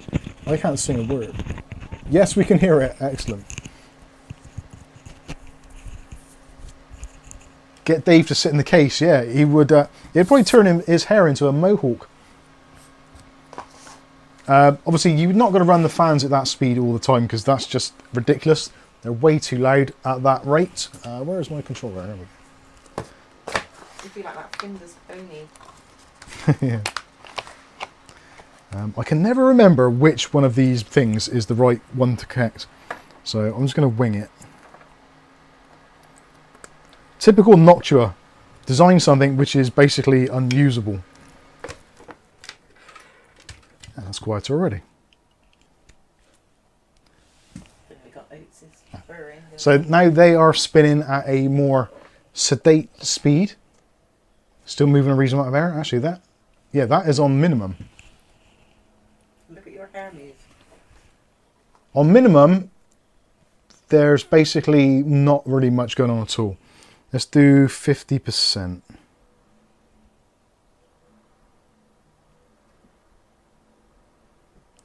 So that's about 50%. That's moving a lot of air. Not silent. but the power supply I've got to the side over there, I can hear the noise of that fan over these fans, so it's actually not bad at all. But it's moving quite a lot of air, 100%.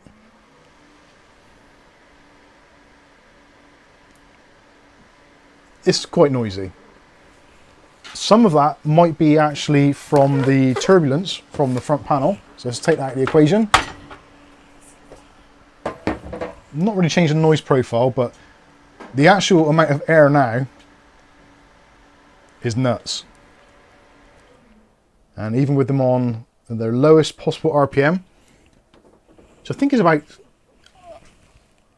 it must be about 300 RPM, maybe 400. Maybe 5 at a push. I'm pretty sure they go up to, I think they are 500 to 1900 RPM. But actually, even on basically no, well, the lowest setting, they would still keep a system nice and cool.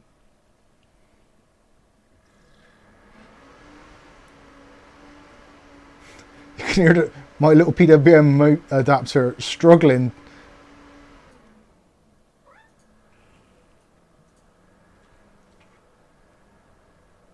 Yeah, they do a great job.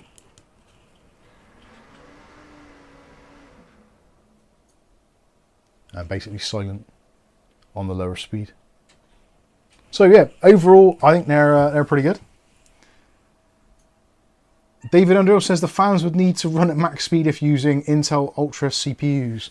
I think it'd be more so if it was the 13th or 14th gen, or maybe even 12th gen. The new Core Ultras seem to be running a little bit cooler. Not massively, but a little bit. Is that Dave or Otis crying? Oops. Otis, shut up. I think crying is telling me he loves me. Dom says, did those fans come like that from the manufacturer? I don't like it when RGB puke when they're not in sync. Right, this is because they're plugged in. If I don't plug in, they basically have nothing at all. So it doesn't come with a controller. The only controller that it will use is essentially what is going to be on your whatever you plug this into. So if you don't plug it in, you'll get no unicorn puke or anything. If you plug it into whatever adapter you've got, so it'll be whatever your adapter is. So like with this one, I've put it into auto mode. It'll start off like rainbow puke and it'll cycle through all the various different colors. I think I can adjust the brightness a little bit, but not a lot. So yeah, it'll basically do whatever your controller will kind of tell it to do. Anyway, there you go. I think actually on the lower speed, it's not bad. Not bad at all. Put it back to unicorn puke. Any questions there? Aletta says the only RGB in my case is the water block, and it has a nice shade of blue. I like it enough to see how much water is in the pump. Oh, I only like it enough, yeah. Yeah, I get that.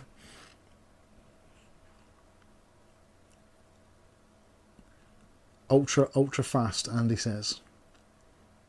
Aletta says it's 9.4 degrees Celsius and cloudy here, but no rain.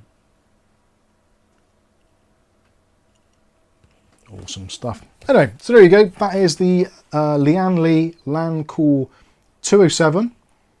I think it's a nice change from what was already actually quite a decent kind of sub-brand. So the Lancool range, especially like the 200 series, so the 215, 216, the 207, the 206, I think there was a 215 as well. Probably was. But yeah, all of the 200 range, I think, are, I wouldn't say they're perfect, but they do cover most of the bases for most of the potential users, which is kind of what you want. Actually, I know what I need to do. Because this is going to be potentially shipped somewhere, I do need to actually tie down the accessories box, which I have been meaning to do. I keep on thinking, oh, I'll get that out of the box. And I'll tie it down. The accessories box, in case you're wondering, comes with a Lianli thank you for your purchase. Potentially it might come with a Mike's Unboxing pen as well. You never know. You get some spare Velcro, and you also get a GPU block, or a damper block. You also get some additional rubber washers for mounting hard drives, etc. Some cable ties, long screws for fans. You also get some spare clips for the toggle pins, which is always nice because weirdly, the toggle pins on this, you get spares, but the sunny side up case I've got, the Mushroom D, I actually lost one of them, and I was like, oh, no worries, it's a Lianli company. There's bound to be one in the box, and it's like, oh, no, there's no spares. So potentially there might be one less spare in this by the time it gets shipped out. Although I don't think they're the same, so maybe not. Nice chrome screws as well, or silver screws, I suppose you'd call it.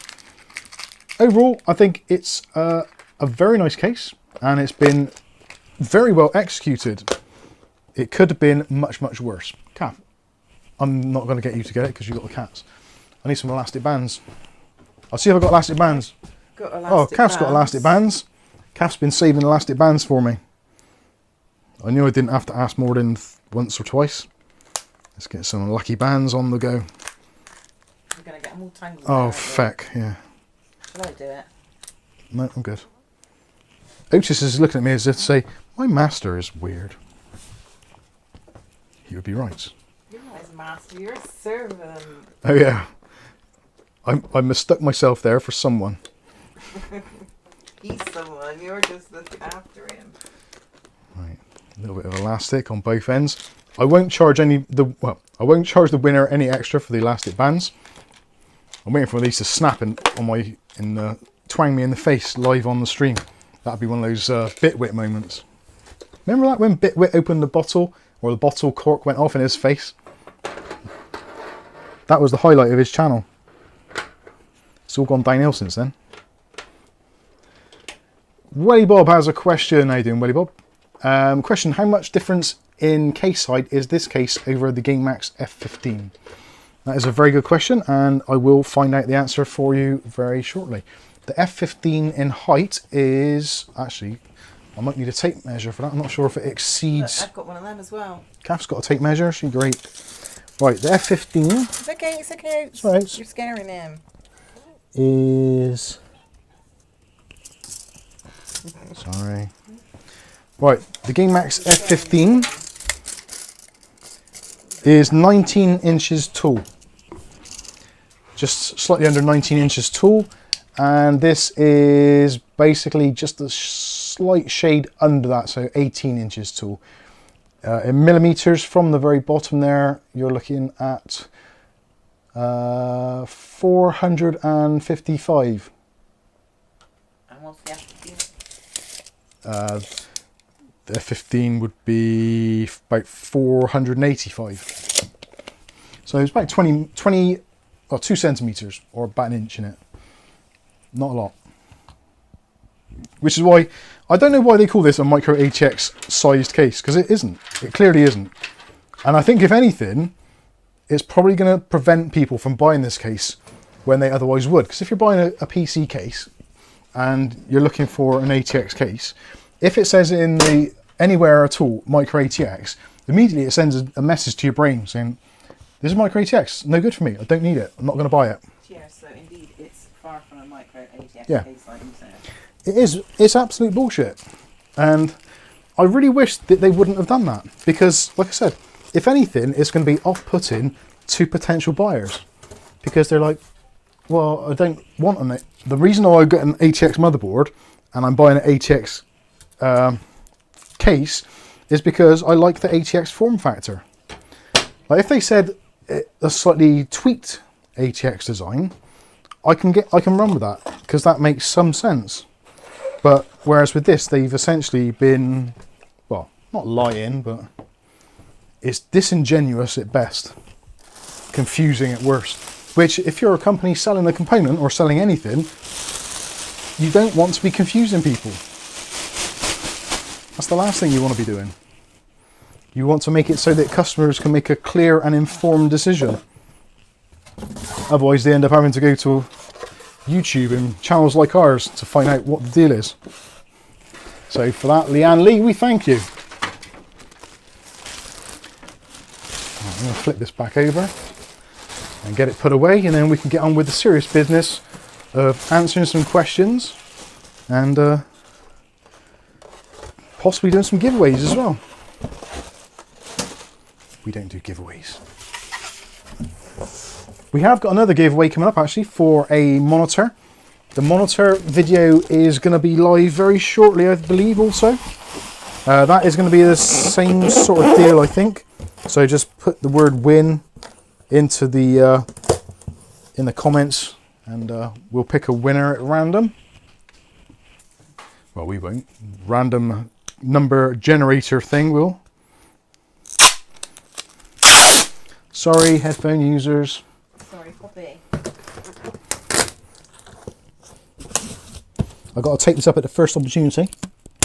So that one might come out on Tuesday, the monitor. The monitor video is going to be out on Tuesday. Well, it's if you say it's the one. Or the case one might be on Wednesday then, so 2 giveaways, one after the other. So have we filmed them in that order? No. I'll splashback be next, and then. We'll try and get the giveaways out soonish, just to try and make it a little bit easier for the Christmas rush and all that sort of stuff.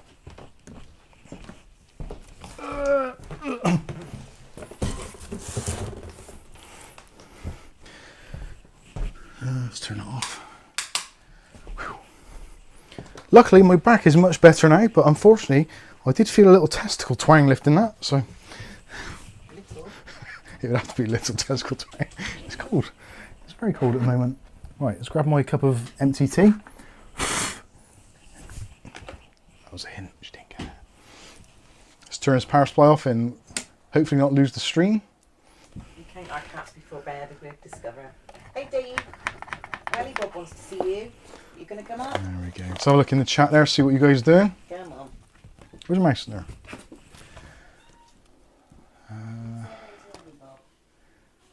Right, I'm going to close that so I can see what's going on. There we go. So we've had 71 likes so far. Come on, guys. Show some appreciation. Give Dave some loving so he stays on. Look at his tail. Charles Ballard says TMI. Yeah, it was actually. But that is, I've become well known for that. So nothing out of the ordinary there. Yeah, there's Dave, everybody. The real star of the show. Alessa says, I was like number 47. Thank you. Charles says, one of those likes is mine. Good. Thank you very much. Okay. So, there's loads and loads of tech stuff that we could talk about. If there's anything in particular that you would like to suggest as a topic for now, please do let me know in the chat, obviously. And I think we are going to see a massive influx of BIOS flashing problems. Starting to see it all already. Probably because the 9800X 3D, that seems to have triggered something in a lot of people and spurred on a lot of people to either upgrade to that processor if they can get it, or if not, they've seen the performance and the price and thought, right, okay, so now I know what is available, I'll get something else entirely, or build something else. So there's been a lot of new requests coming in, people saying or asking why they can't flash their motherboard BIOS. Normally, it seems to be because they're either using the wrong file name or they're using a drive which is way too big. I think I've made enough videos now and got the message out there that it's basically FAT32 or bust. But still, some people are not doing it, but hey, whatever. It keeps the videos being watched. And I still don't understand as well how the BIOS or how the motherboard manufacturers don't have good tutorials on how to actually flash motherboard BIOSes. Like Gigabyte's one is still absolutely painful. They still don't even say you've got to rename the file. They leave out almost all of the instructions. It's actually shocking, really. And it gets to a point where when you get a new range of processors out, like we have now with the 9000 series and obviously the 9800X3D, which seems to be the absolute kind of must-have accessory for the young up-and-coming PC gamer these days. That is it's a terrible thing. It really is a terrible thing. I'm not sure how they managed to do it or how to get away with it. Surely someone must turn around at some point and say, guys, shouldn't we really make these instructions legible? Now, obviously, there is the elements of this where you could turn around and say, well, there's going to be a large contingent of their manufacturing which don't have English as a primary language, which I get. That makes a lot of sense. And the translations don't always work out as you'd expect them to. But being that these companies are the ones actually touting all this new technology, such as obviously AI being one of the key things, you'd think by now there would be a suitable AI which would be able to translate the bejesus out of this stuff and do it properly. But it would appear not. Right, let's take my jacket off. It's getting a bit warm in here. Stroof. Dave, don't look at me like that. I'm not making you a drink, no matter how nicely you ask. That was yours. Okie dokie, I'm back. Thanks for bearing with me there. Itchy arm now. That one too long. Oh, I forgot. Hey Poppy, you gonna come and say hello? Come on in. Come on. He's just hanging around in the corner of the camera. Poppy, I don't have eye detect or cat eye detect enabled, so it's not going to see you. Rick H says I'm pretty good at not reading Chinglish. Yeah, I'm pretty good at it as well. Hey Pops. John David Sullivan asks, hi Mike, any recommendations on my message above or just buy a vertical mount separate? I didn't see your message above, sorry. Discord, like all oh, Discord, sorry. Are... Oh yeah, we've got some more here. Right, let's do that one then. John's asking, mistakenly bought a micro ATX case a while ago. I have an micro ATX board, but I want a bigger case now. I just really wanted a vertical GPU mount included. Are there any cases that fit the bill? So, vertical GPU mount, do you want that for, are you going to buy a new case, or are you planning to, actually yeah, you cannot do vertical mount in a micro ATX case because there's not enough PCI Express brackets. So micro ATX case has normally got 3, maybe 4 PCI Express blanking plates. So if you think about twisting that vertically, you're not going to have enough height there for a graphics card, so you are going to have to go for ATX case.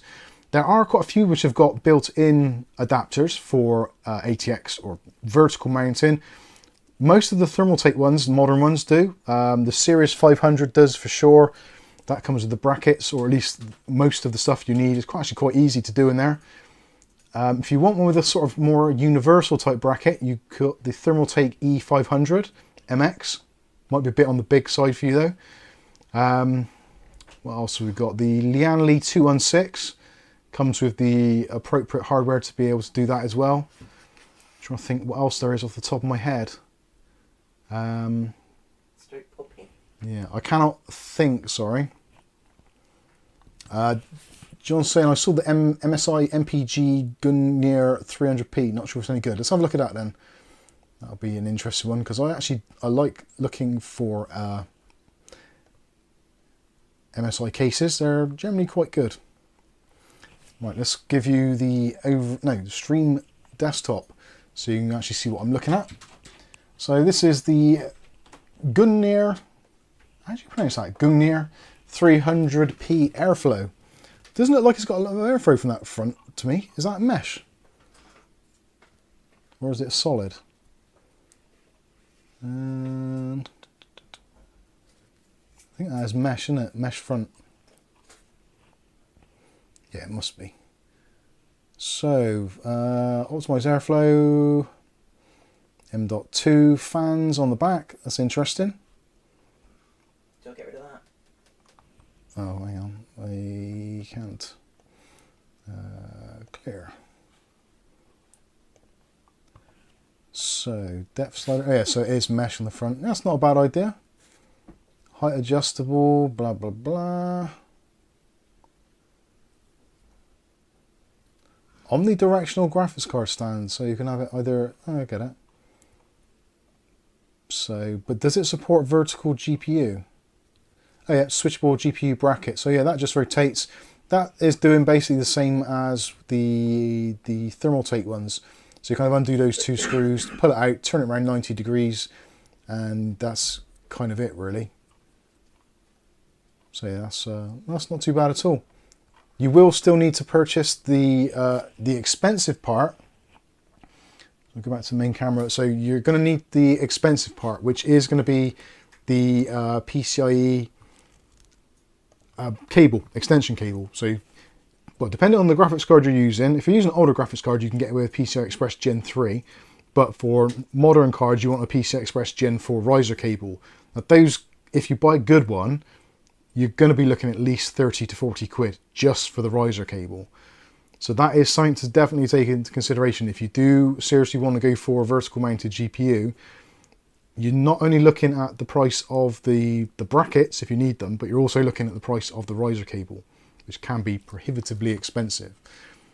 Yeah, I'm not sure if that's going to answer your question, John, but that's about the best I can do. The case itself, I think, looks nice. 110, 120 quid. Seems pretty reasonable as well, especially those drive bays on the front. It's pretty good. Not the 300p comes with mount and the cable. The 300 right, okay. doesn't. I got you. So the 300p comes with the mount and right. So let me have a look. 300p. Is that what I was looking at? 300p.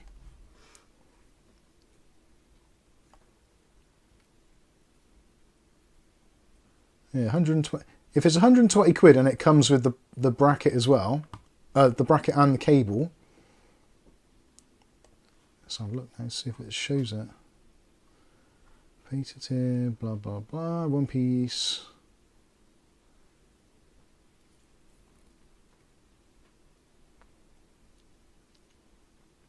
I'm trying to see where it says that it comes with the PCI Express cable.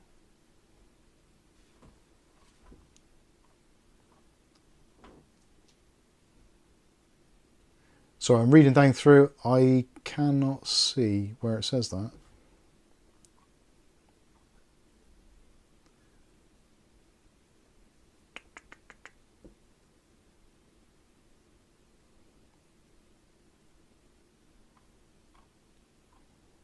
Come on. Sorry, I'm trying to read through. No, I can't see anywhere specific. It does, but no idea. Yeah. If it comes with the cable, that's probably a good deal. Because like I said, 30, 40 quid for a PCI Express Gen 4 cable. So then that makes the case sort of like £80. Which then is a lot of case for the money. Especially if you get the fans included as well. And actually, yeah. Yeah, there's a picture of it there. From, who's that from? From MSI. And it actually does show the cable in there. But it doesn't specifically say it comes with it. I'm trying to find that picture again. It's on a website section. You think? Yeah, yeah. Let me get back to the gallery there. Stream desktop. So you can see it there. So you've got, that's basically the case as it comes. So that is showing the Gen 4 riser. And all of that pre-installed, ready to go. So that's actually pretty cool. And if it includes that riser cable as well as standard, you've got the 3 fans on there as well, got one on the back. That's not bad.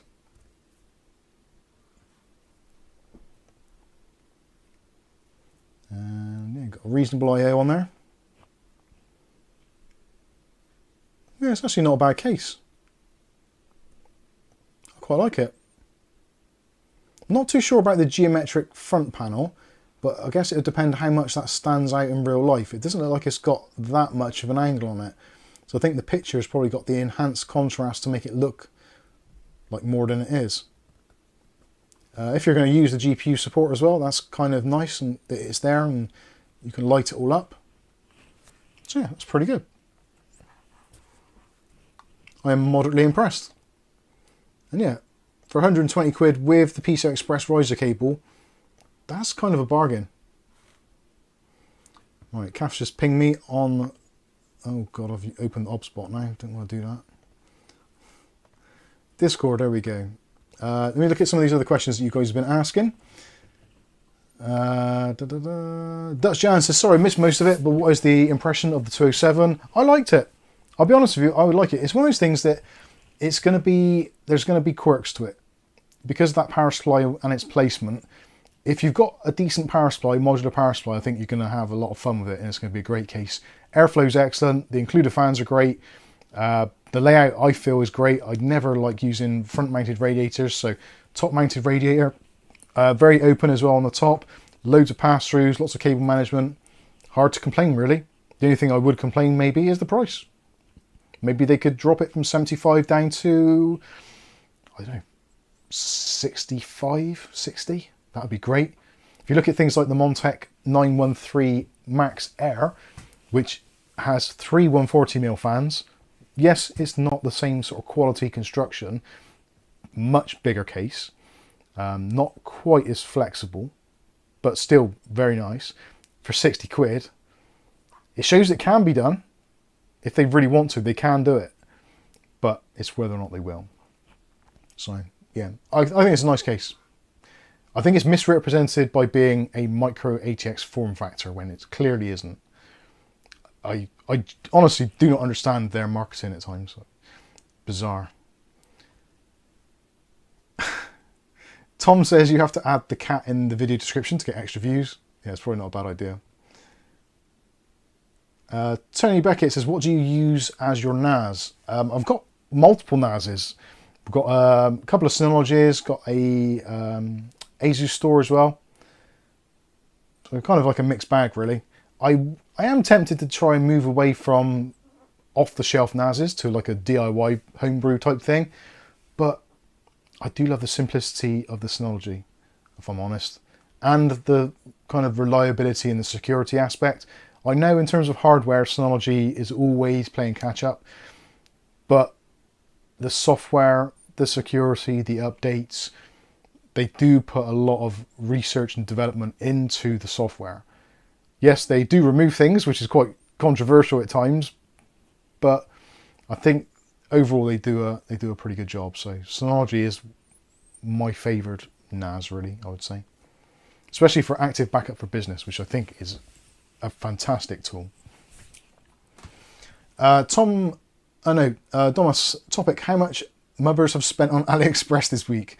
What was the best deal in your opinion you've got? That's a good question, actually.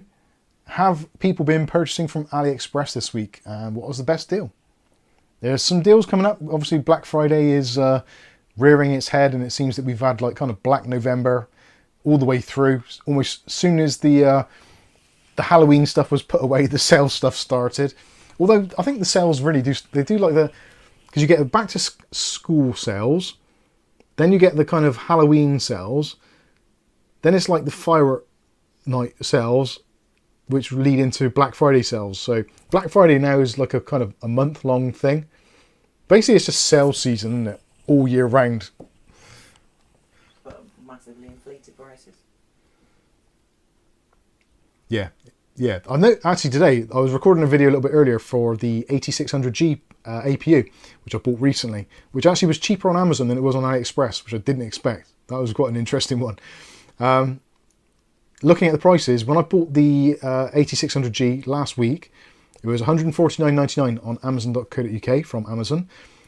Looking at it today, prior to the Black Friday sales, they put the price up to about 165, nearly £170. So, no doubt, come Black Friday, there'll be a deal on £20 off, £149.99, and it'll be basically back to its normal price. I'm really getting sick of this, and I wish there used to be legislation, at least here in the UK, that any items offered for sale mustn't have been at a cheaper price in the last 30 days. I'm pretty sure that's still law. But whether people enforce it or not, there's always ways around it, because you'd either change the description or change the part number or modify the whatever the thing was very slightly to get around it. But yeah, I think they are conning us, basically. Most of the manufacturers and distributors and sellers are. They jump the prices up. And it's not the way to do it is to use something like Camel. And before you make your purchases, just look at the history and see what prices it has been before you think you're getting a deal. Now, a deal's a deal if you need something and it's cheaper than it is normally. But if there's been a gap where the prices have gone up and down, and it's been lower before, maybe you're not getting quite such a good deal. Ashley Strachan says it is the UK legal rule. Oh, what, the 30-day sales thing? I'm not sure if that applies only to retail stores. It may not apply to online sales.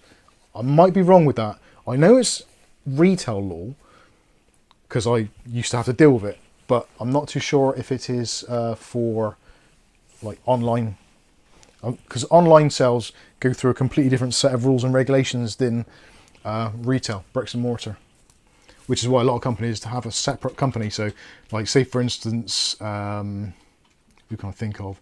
Novatech. When Novatech had a retail store, the retail purchase side of it was basically like a sub company. So you had different warranties and stuff like that. Dave Aiken's in.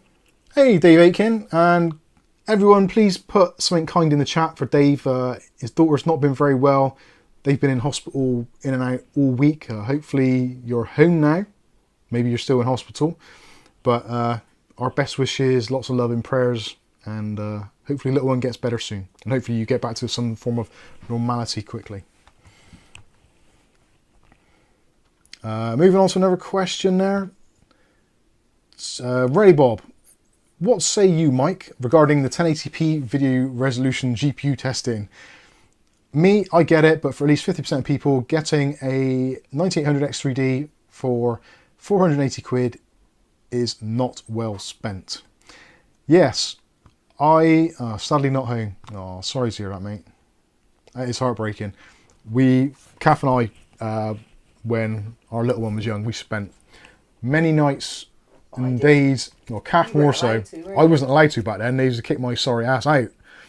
Maybe it's because after we had the vegetarian sausages and stunk the place out, I might have had something to do with it. Yeah. Don't let the dad stay. He stinks. Oh dear.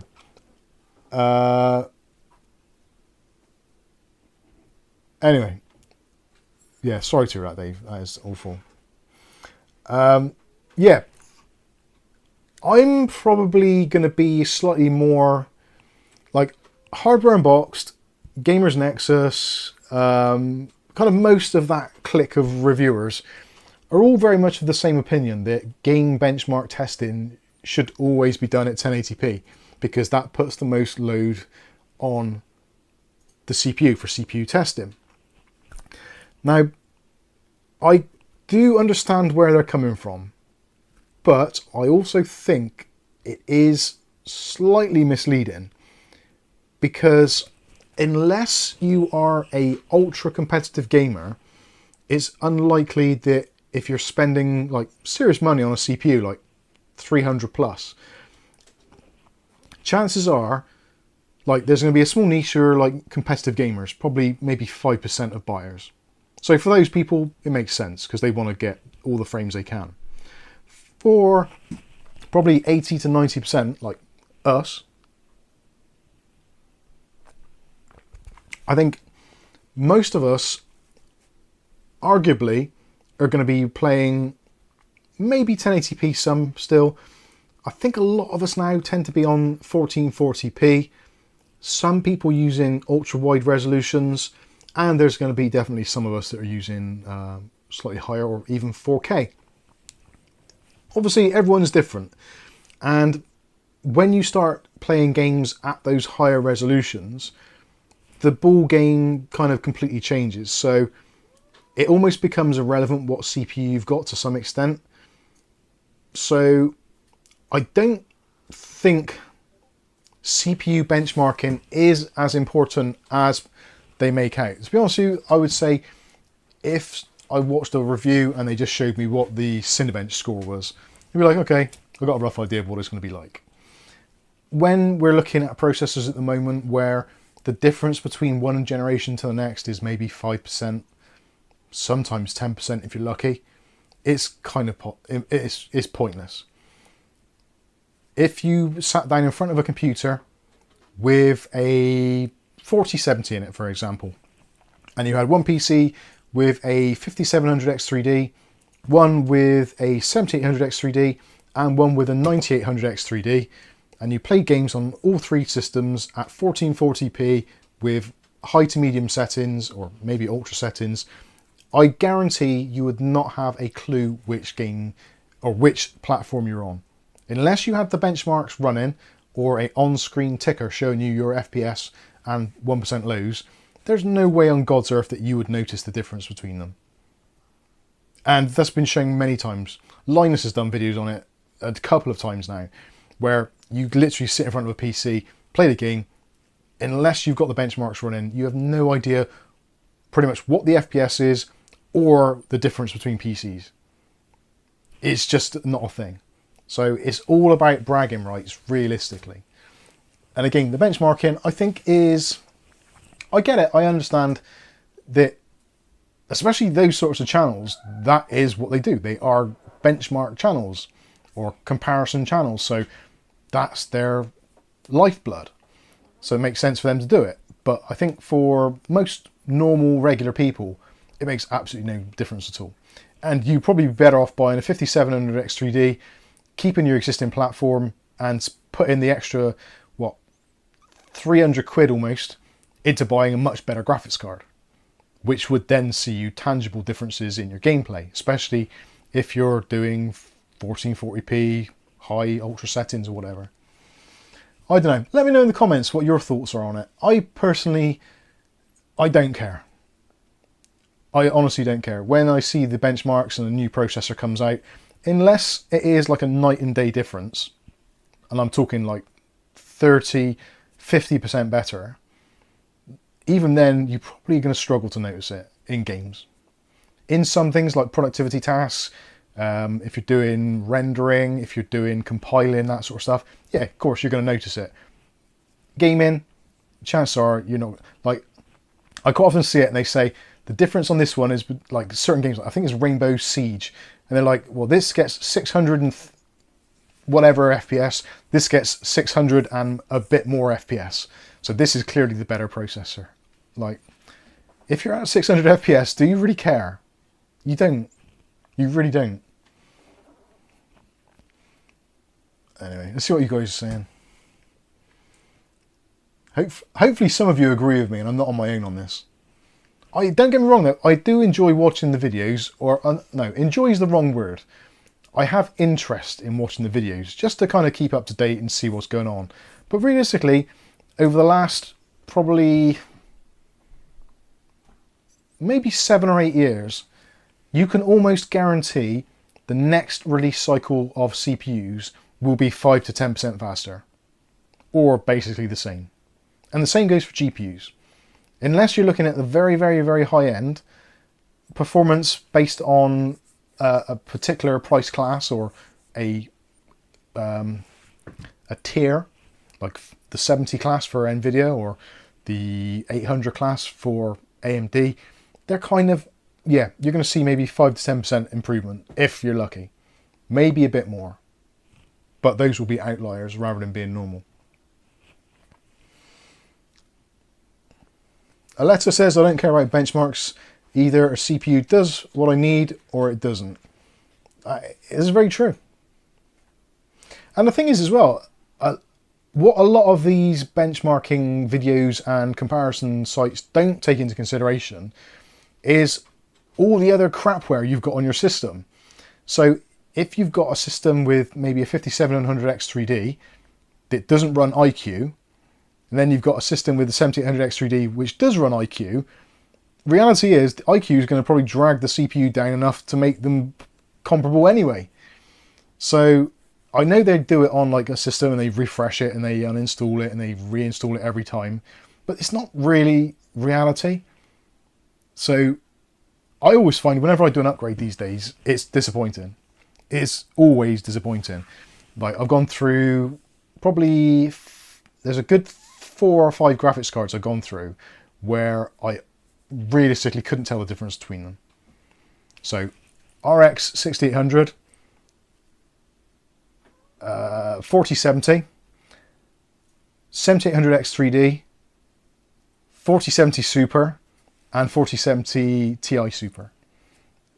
And I honestly couldn't tell you, if I had to play a game, some maybe I might because of ray tracing, but if I didn't have a frame rate counter on there, I honestly couldn't tell you the difference between them.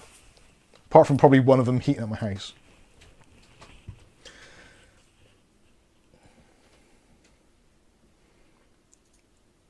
David says CPUs like cars, pointless having a Bugatti if you only need 60 miles per hour.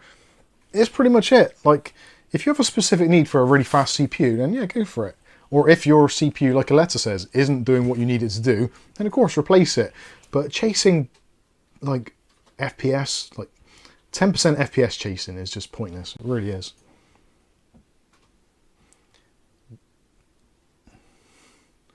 Hey Jay Jones, how you doing? Better getting a 7700X for half the price. Yeah, the 7700X is a great CPU. Discord catch up. Okay. Aletta says, I'm pretty much done with tech. I've unsubbed from every tech channel but this one. Oh, that's sad to hear. But I completely understand where you are. It's got to the point where I am more interested these days in software than I am in hardware. Because hardware just got really boring. It's just that tiny little incremental steps every single year. It's like, yay, the 5090 will be out soon, but it's going to be 2,000 quid or 2,500. It's like, really? A flagship GPU only 10 years ago would be like 300 quid, maybe 200 quid. It's nuts. It's absolutely insane. And the thing is, it would be good if the games were getting better, but I don't think games are getting better. And a very good example of that is, at the moment, if you go over to Steam, Half-Life 2 is free to play, if you haven't got it already. But also includes Episode 1, Episode 2, and Lost Coast. Like, Half-Life 2 was an absolutely groundbreaking game when it came out. I think pretty much everybody in here, if you're of a certain age, would have played Half-Life 2. It's phenomenal. And now there's also going to be a free update to Half-Life 2 RTX. So if you have got a nice new shiny system, Half-Life 2 RTX is going to be awesome. And it's still probably one of the best games ever made. It's got a storyline. It looks good. It's interesting. You feel for the characters. Modern games just don't seem to have that. It's, yes, they look great and there's lots of eye candy and speculative highlights and bloom effects, shadows, ray trace this, ray trace that. But if they're shit games, what's the point? And it is getting that point where it's a lot of style over substance, which is a real shame. Like, look at Fortnite. Fortnite is actually a really good game in terms of its mechanics, but they keep on pumping that engine higher and higher to get these realistic shadows and stuff, and it's a horrible gameplay experience. It judders like crazy all the time. Even if you've got like a really, really nice high-end system, Fortnite just stutters and is buggy as hell. So, anyway, I'll move on from there. Rick says, do you think CPUs are peaked at 6 gigahertz? Yeah, probably. Until there's a significant change in the way that the actual dies are made, I think 6 gigahertz is probably about where it's going to be before you start getting some degradation. Let's see. Some questions on the Discord, which Cap's passed over. Oh, I better scroll, shit. John says, mistakenly bought a micro ATX case a while ago. I don't know, I got that one. Ashley Strachan, any recommendations for a reasonably priced 32-inch, as in cheap and good value, FreeSync monitors? I'm sick of trying to find one. Got us dead pixel. If you're looking for a reasonably priced 32-inch monitor, I would probably go over to Laptops Direct and look at some of the ones on there from, what's the brand? Electric. They're actually pretty good. You get some pretty decent specs for not a lot of money. I'm pretty sure there was an AOC one. I think it's the AOC 3277. which is the 32-inch 1440p. That I think has been down to about 150 quid, which is not bad. Now, we did a review on it ages and ages ago, and it was still like 250, 300. Cap's actually got it on her desk now.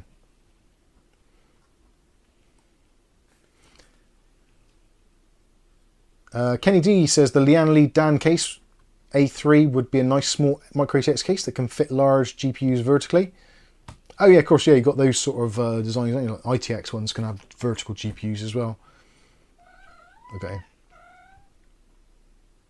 Razukix left, Ned. Who? Razukix. Ah, good night. Razuk's gone to bed. See you later. ESPI says, I built inside a Lancool 207 this week and I was a bit concerned about the limited space at the back, but everything went pretty smooth in the end, even with a liquid freezer 360 AIO. Nice one. Thanks for letting us know. That's a pretty big AIO.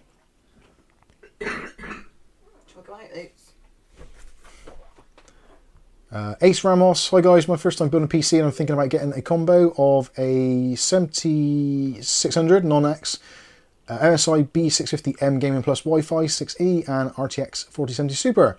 I don't want to spend a lot for a motherboard, okay, but I want to get a basic feature like Wi-Fi M.2 slot for additional storage. I saw a lot of issue posts on Reddit about the long boot time when Expo is enabled. Long boot times is pretty much a history thing now. If you enable the context restore and power down enable when you got Expo running, it's fine. I used to get concerned about it, but it's absolutely fine. Boot times are much quicker now than they were. Kenny D says, what do you think is the best, most powerful GPU you compare with a Ryzen 7 5700 X3D on a 650 watt power supply? Yeah, that's an interesting one. 7800 XT would be fine, I think. 650 watt. Yeah, I think probably a 7800 XT would probably be about the limit. Or a 4070 Super. Maybe a 40... No, we wouldn't do a 4080. 4070 Super or a 7800 XT. Pop his head right in the way or not? I don't That's right. know.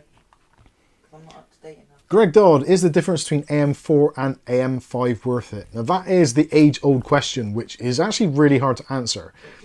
The question is relatively straightforward in terms of the answer. If you've already got an AM4 platform set up, and other than it just being a little bit tired, then you're probably best off just upgrading the CPU. Like the 5700 X3D is a great CPU.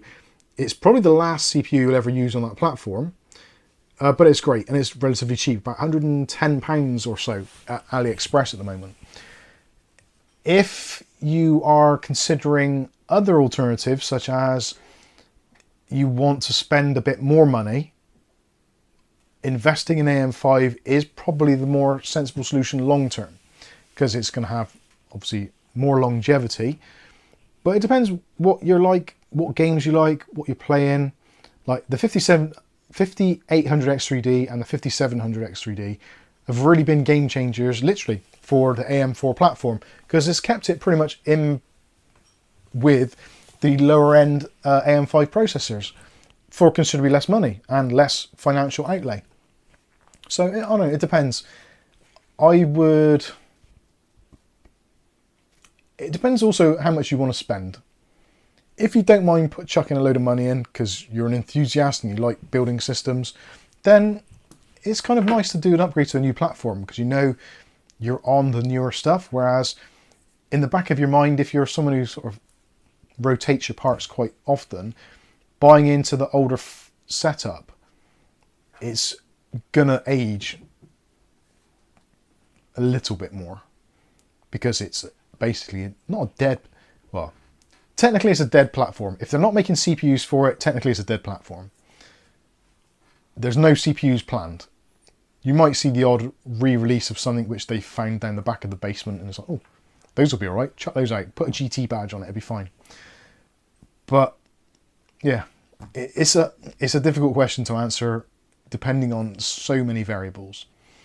But if you've got like a 3600 and a reasonably good graphics card, like a RX 6800 or something, and you're looking to upgrade because it's not doing what you want it to, get another AM4 processor.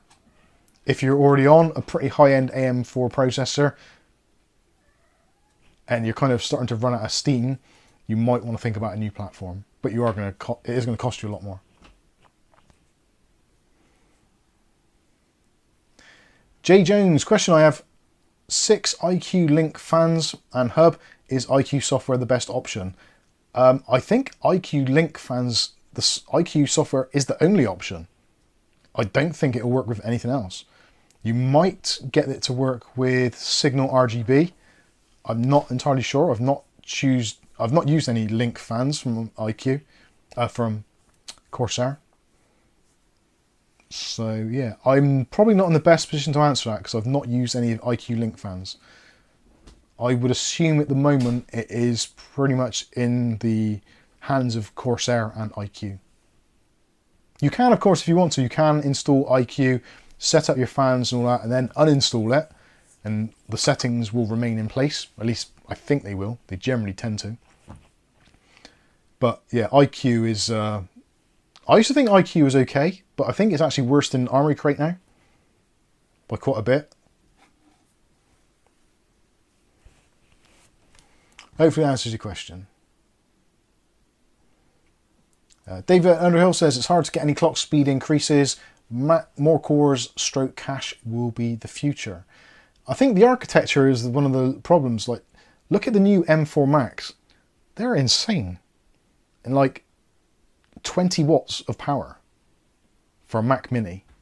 And it absolutely destroys pretty much everything else on the market. Even its older like M2 Ultras and stuff. The Mac Mini, the new Mac Mini M4 is insane. It's so low powered. Where are we at? Viali says my 5900X is good for a while yet until it melts. Yeah, you'll be alright. They're good.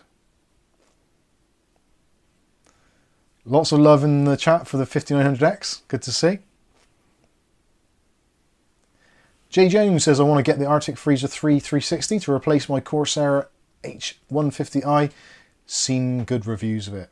Yeah, the Arctic Freezer 3 360 is a really nice cooler. It performs very well. I still have issues with the cables, the cable connections. I know it's such a stupid thing to say, but it makes a difference for me. There's easier ways of doing it. Come on, Arctic, pull your fingers out. Please, can we have some magnetically connected fans which don't cost a fortune? That would be great. Kenny D says, sorry for the spam, but what do you think is the best, most powerful GPU you compare with? I answered that just now. Oh, did you? Yeah. Oh, that came in after you. All right. Kenny, sorry, yeah. I think the 7800X 3D.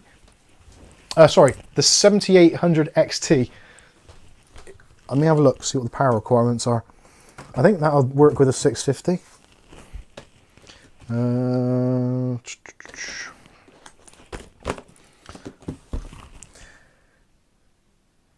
Right, it says minimum 700 watt or greater power supply. So if you've got a good power supply, 650 should be alright. You could always go with something which uses a little bit less power. Like, you could use the 6800. RX 6800 is pretty decent, a little bit lower power requirements, somewhere around the sort of 220 watts, I think. You could, of course, the RTX 4070 is about 200 watts as well. 4070 Super is about another 20 watts. So those would be, yeah, you do those easy. So yeah, 4070,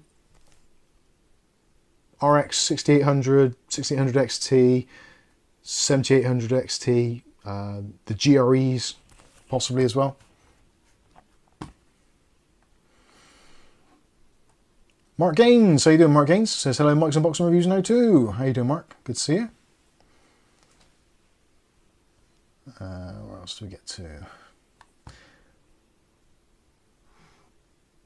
Aletta says, I don't see much sense in paying a bunch of money for 10% or 20% more performance.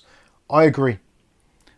I get to the point now where, obviously, this is what we do. This channel is kind of our thing. And it used to be, before, a little bit easier. Because you had some interesting products, like at the low end, you had things like the Athlon 5150s, I think it was. Was it 5150? Yeah, the Athlon 5150 and that sort of stuff on AM4, which was like an interesting product. It was a dual core, 4-thread little tiny processor, which you could pick up for like 50 quid or something ridiculous. Put it onto a cheap A320 motherboard or B450 motherboard. You can have yourself a nice little tidy system for little money. Like the motherboards you could pick up for sort of 30 to 50 quid. The processor was 50. You could pick up 16 gigs of RAM for like 20, 30 quid. Power supplies, 20, 30 quid. So you could put together like a nice little APU based system for 200 quid, pretty easy. Like without really even thinking too hard about it. Whereas now, there's just completely different ballgame. Like power supplies, even cheap ones, which I would previously have referred to as crap, they're like 50 quid. That's the entry point on low-end power supplies, 50 quid. Referred as crap, but bought them anyway. I'd still buy them, but people refer to them as crap. Like your cheap, like your Aerocool Cylons and stuff like that, which are absolutely fine. They are genuinely absolutely fine. I've bought and used so many of them, and so far, touch wood, not had one come back. I had one which was faulty in the box because it had a broken SATA connector. But other than that, they've all been great. But you can't get those for love nor money, and even the cheaper ones now, the Aerocool integrators, they're like 40, 50 quid. Kind of the best of the bunch at the moment is probably the GameX Rampage. Those aren't too bad, about 35, 40 quid at times. And you've got the MSI, I think it's the AG range, like AG 600 or something, about 40, 50 quid. But it's getting harder and harder to put together like nice little PCs, which kind of make some financial sense, or at least for people who are on the edge and thinking, oh, I'm not too sure, do I want to get a PC? Do I want to start doing PC gaming? If they've got like 200 or 300 quid, they could buy a system, a new system, and put it together and be kind of like, okay, so this is what it's all about.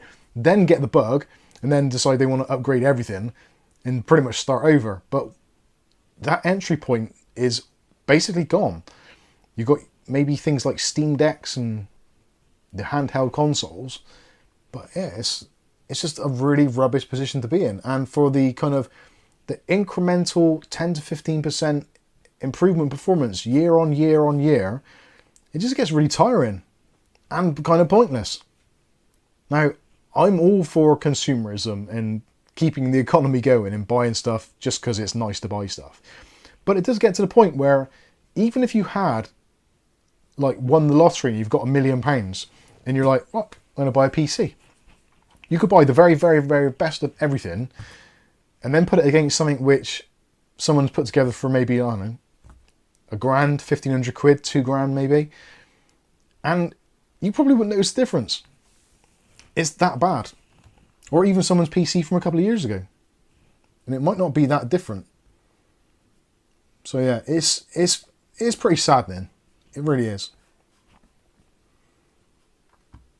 We need to see some proper advancements.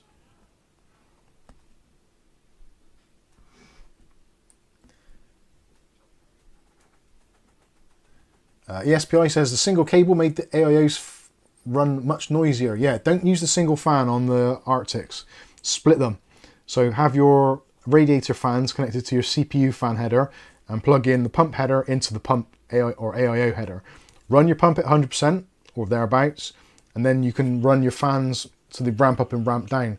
Otherwise, when you use a single cable, it's using the same PWM signal for the pump and the fans, and being that the pump needs to run much faster, it makes the CPU get hotter quicker because it's not reacting to the temperature changes or the CPU spiking.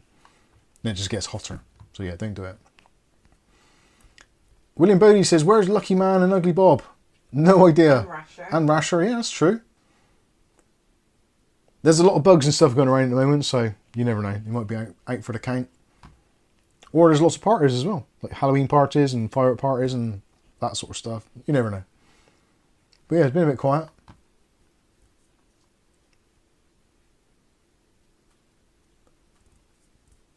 Our Portier. If a 4060 is really that bad, everyone will complain about it. They did. Quite vocally. The 4060 is horrendous value for money. But it's basically what you've got.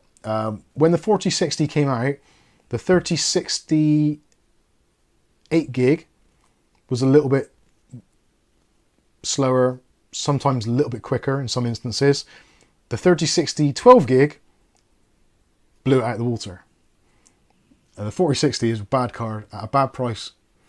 It's got better now because it's about 230 quid, but still, even with that, you're much, much better off getting a 6650 XT for the same money, which will blow it out of the water. Mookie MC says, I wonder what would be the best in-place CPU upgrade for my AMD Ryzen 7 5800X. Kind of nothing. You are really at the end there, unless you just want more cores. But if you went from a 5800X to a 5800X 3D, which would be silly because it's really expensive, you probably wouldn't notice any difference. And if you went from a 5800X to a 5700X 3D, you might get some better 1% lows in games, but overall, probably not going to notice it. I would think they would be pretty much tied.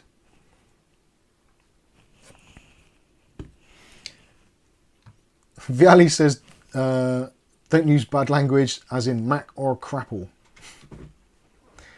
Credit where credit's due. They've done some pretty good things. Now, their RAM pricing and storage pricing is an abomination. It really is. It's like, when you go to buy an Apple computer, especially the new M4 Max, you look at the specs, you look at it, you think, right, that's not a bad entry level price. But you think, 16 gigs of RAM, okay, probably get to do with that.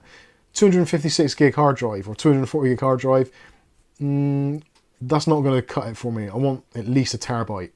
In which case, the salesperson in the Apple store will ask you to casually but slowly spread your legs slightly astride, and then is going to kick you 100% hard in that center groin area with their toes fully pointed. It's an absolute nightmare. Put a bit too much thought into that. I know. You're looking at, basically, if you go for more RAM and upgrade to a terabyte of storage in your Mac, you could basically buy another Mac. It's an extra 600 quid for a terabyte and some more RAM. The price of the entire system. So somehow, in their minds, all of the other stuff inside of that computer, so the motherboard, the fan, the case, the USB ports, the processor itself, the chipset, power supply, card readers, everything basically costs nothing, but your RAM and your storage costs 600 quid. It's insane. It's properly insane. It's the biggest kick in the nuts I've ever seen Apple do. And Apple do a lot of stupid things. So if you want a Mac, the Mac Mini M4, the base model, is the one to get. Do not give Apple any of your extra money to upgrade the RAM. Do not give them any more money to upgrade the storage. Plug in a USB storage device if you have to. But please, please don't pay Apple to upgrade your RAM or your storage. It's just ridiculous. Absolutely insane. I have never, ever, ever seen anything as bizarre as their pricing structure. I really haven't. It's nuts. David Thompson says, anyone remember the eBuyers Forum £100 PC challenge? Some great little builds come out of that. Much ingenuity. It's easy for me to say.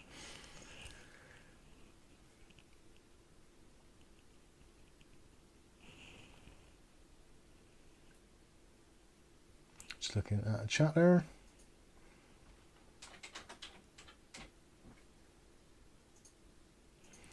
Greg Dodd says, my AM4 B550 Gaming XV2 motherboard, Ryzen 5 5600X and Radeon RX 6600 graphics card and 16 gigs of RAM feels slow these days, so it's probably time to upgrade. I would probably look at upgrading your RAM. RAM does make a difference these days. 16 gigs is okay, but it's not quite cutting it for some games.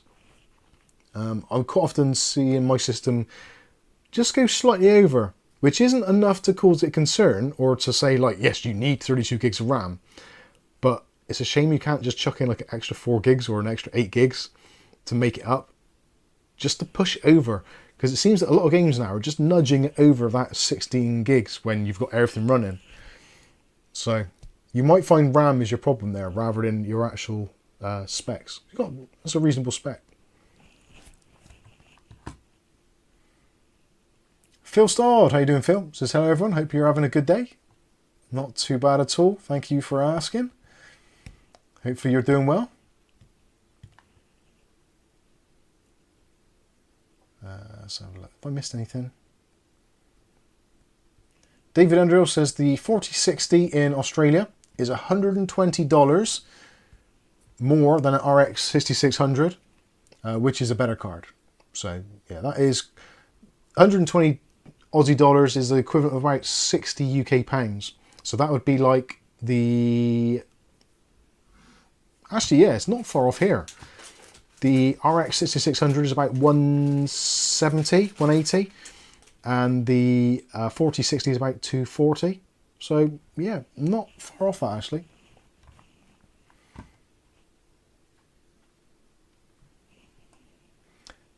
Have a look through here. David Thompson says, did Apple ever invent a mouse with 2 buttons? Yeah, I think they've actually got one with 3 and a scroll wheel. Although it's kind of a virtual scroll, so not quite.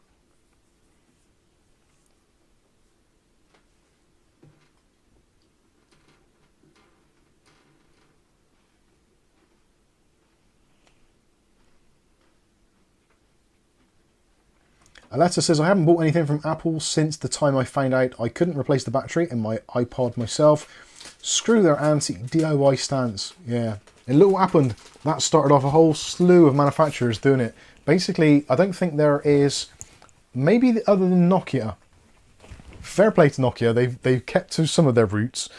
A lot of Nokia phones, even to this day, will still allow you to take the back cover off to actually remove the SIM card or the battery, which is brilliant.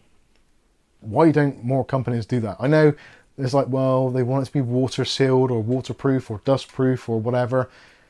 It's like, I'm probably going to speak out of turn now, but most people, I think, look after their devices pretty well. And I haven't dropped my phone in water. I'm trying to think if ever. I have. To be fair, I don't go out much. Yeah, but you go to the toilet. I probably dropped it in... I've probably dropped it more like down the side of the bed or something than I have anything else. So yeah, a couple of drops.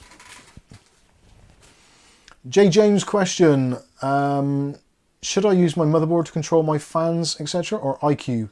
Well, if you've got the IQ fans, you can't use your motherboard. They only are controlled via the IQ Link software. There's no like pass through.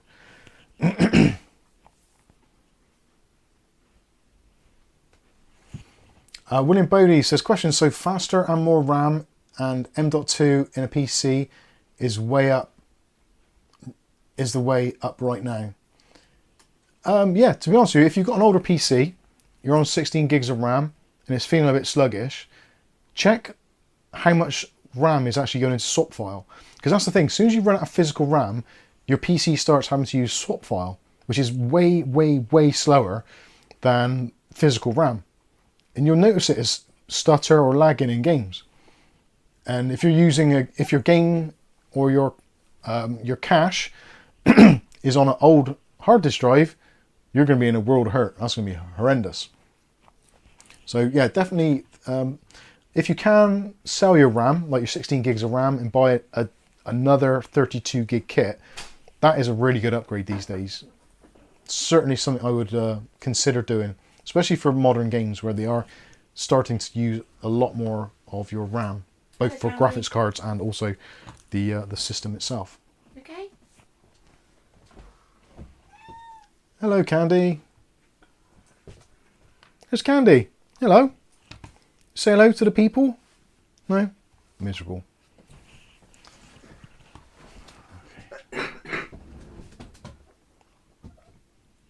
Greg Dodd, I will check out the prices and see if it improves. Thanks. No worries.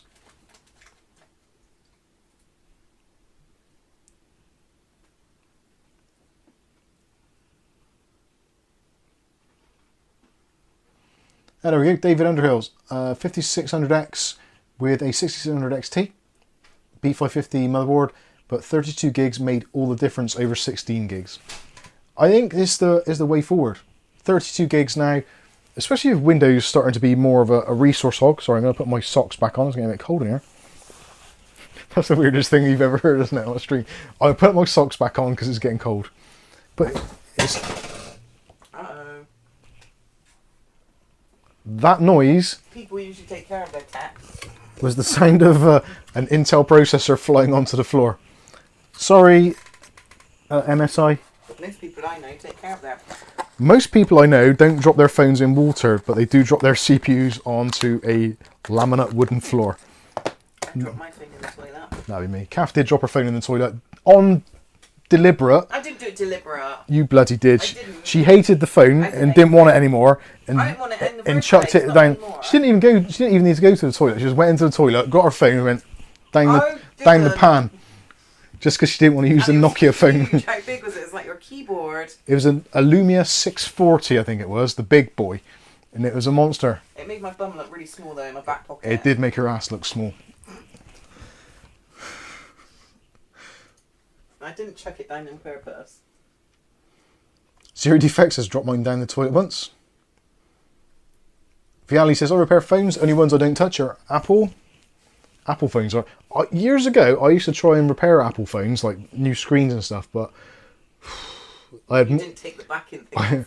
I broke probably more than I fixed, and one of them I actually put in. There used to be this blue film with another layer behind it, like a reflective layer, like crisscrosses. And on one of the phones, I forgot to take it out, and I sealed it in. It was so nicely in there. It's like, no, it's gonna have to stay. And you could see it on certain lights. You could see like these strips of metal behind the screen. Ah, dear.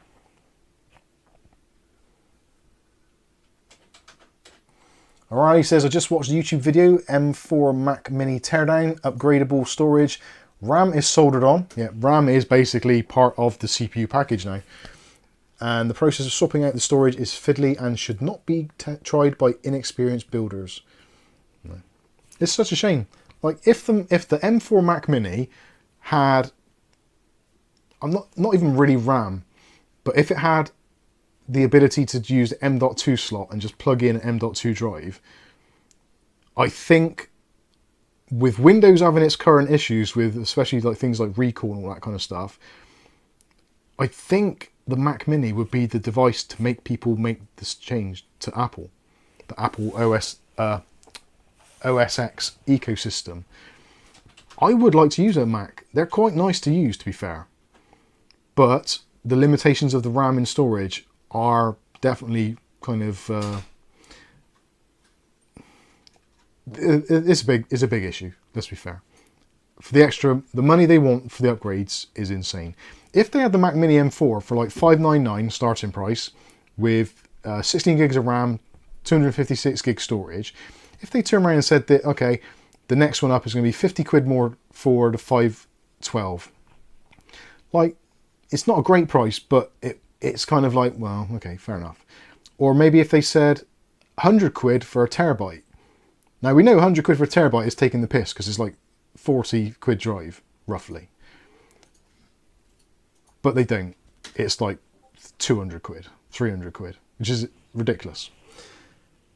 But having the way they actually have the drives work in parallel, so they're not quite RAID, but they work in like a double channel. So if you get a terabyte of storage, it's basically two 512 modules, and they're sort of striped, but they're not. Anyway, yeah, let's not go there. The Viperman. What is the current best gaming CPU for a B450 motherboard? It's got to be the 5700X3D. If you check out our video that we did earlier in this week, which was the 5700X 3D upgrade. It covers it all in there on a B450 motherboard, and it's basically the best upgrade you can do. Worth checking out.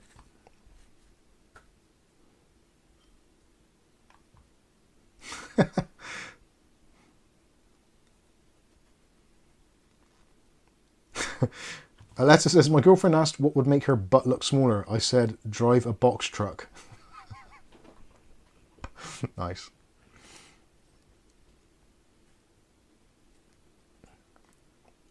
Viali says, did you miss the bin mic? Ooh, ouch. Painful.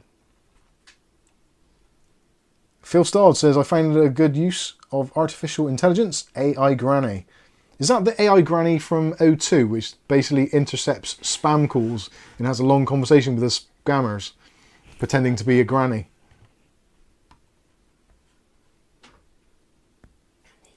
Zero Defects says, did you hear LTT fired the MAC address guy? No, I didn't. Tell me more. Is it because the MAC address channel basically didn't do anything? I thought that the MAC address channel would be basically having constant stuff, but it didn't ever seem to do anything. And considering it's like a Mac channel, what do they do, like one video a month, if that? No, I'm intrigued now. I don't want to Google it because I'll go down the rabbit hole.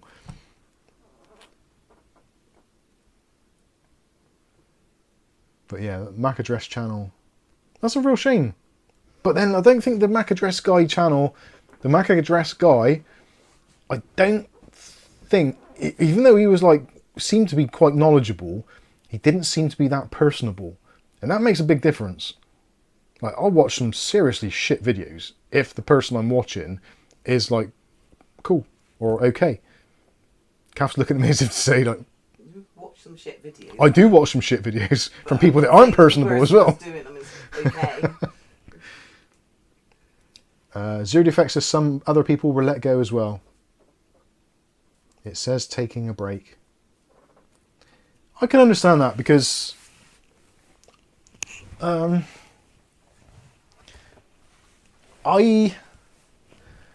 like, if I was Linus and I had all that influence and power and also the equipment and the people to make the videos, the best thing they could do for the MAC address channel is basically do like how-to videos all day long. Because there's a lot of people out there that do not have a clue how to use a Mac or want to know how to do things easily. And even though I've only done, I think, maybe 3 or 4 videos on Mac stuff, considering it's a small channel and that isn't normally what we do, the Mac stuff does get good views and it's consistent as well because people don't know how to use Macs, or they get them and they're intrigued. So yeah, I think that was what they could have done. Yeah. Charles Ballard says, quick, approaching 3 hours. I thought you wanted to end this early. Yeah, I know. I don't know what happened there. I went wrong, didn't it? Rick says, Mac has a limited market. American students, rich tech tubers, and well-off companies' workforce. That is it. But those are the people, like that demographic of people, are the ones which are generally quite in tune with tech itself, but not its intricacies or complexities. So they know how to use a computer, or they know their way around a computer to some extent, but they get to a point where there's something they want to do and they don't have the time to find out how to do it, or they don't want to ask someone because it makes them look a bit daft, or it might not be something that's even possible. So they'll quite happily go onto YouTube and type in a question. And because the Mac community is very dispersed, like there's not many people that use Macs really in an office, it's quite a rare thing. So it's not as if they can go to their, like, someone working in the cubicle next to them and say, how do I tab this file, or how do I minimize this screen, or how do I save this document? They can't do that. So it's much easier for them to do a YouTube search, which is why Mac-based videos get some pretty good views overall, because it is very searchable content. Like even something stupid, like I didn't know how, when I first got the Mac, how to change the scroll. Because on a Mac, when you scroll the scroll wheel, it scrolls the opposite direction. So in Windows, you scroll it and you're used to going up and down, up and down. You do it on a Mac and it's inverted. And it's like, this is horrible. I can't get used to it. Muscle memory. So it's like, how do I change it? And it's like a really hidden thing. So I made a video on it and it's helped a lot of people. So it's awesome. Like it. CB says, Apple is a status thing. It kind of is as well. It kind of is. You see that with a lot of tech tubers that they'll edit on a Mac. It's like, if you're using PCs all day and you've got hardware coming out the wazoo, why are you using a Mac to edit? Maybe, I think actually some of that comes from college. So the kids go to college, they learn on a Mac to edit, so then when they go into the workforce, they want to use a Mac to continue because it's what they're used to, they're comfortable with. So I do understand it to some extent. Anyway, I think we should wrap things up. So if you've got any last minute questions, get them in now. Give you the 5-minute warning. Here comes Thanos. How you doing? Good evening. I'm not too sure. There's a user with a username of a Dash. I'm going to call you Dash. Expecting the delivery of Ryzen 7 17700 from AliExpress to Manchester was £150. Now eyeing up a Radeon RX 7800 XT in the up-and-coming sales. 7800 XT, you should pick up one of those in the sales for 400 quid, if, or not, even less. Don't pay more than 400 quid. Happy early birthday to David Underhill.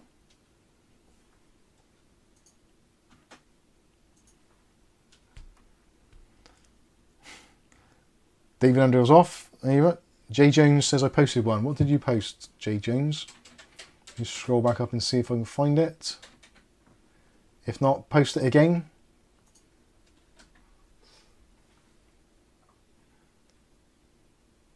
What did you post? The last one I got from you, Jay, was question: should I use my motherboard to control my fans, etc., or IQ? That's the last one I got, and I answered that. If it's a link, it won't go. I didn't. No, it's not a link. What did you post then? Well, the one you just posted earlier. So yeah, you can't control those fans with your motherboard. If you had another question, it doesn't appear to be in the list that I can see. So you might want to post it again. So I'm going to scan down through. I'm in top chat, that might be why. Yeah, I'm in live chat. Should have all of them. Sorry if I've ignored anyone, I was in the wrong chat. Question from Welly Bob. How old is Poppy now? When is her birthday? 3 years. She's 3 years old, and it was a couple of weeks ago. September the 8th. September the 8th. There you go. A couple of weeks ago. It's like nearly 3 months. Thanos says, hey Mike, should I use third-party antivirus with Windows Defender? To be honest with you, like, it always comes down to the thing. Realistically, you don't necessarily need antivirus or even a firewall unless you're going to sites or clicking on things that you shouldn't do. It's always a good idea to have it there just in case.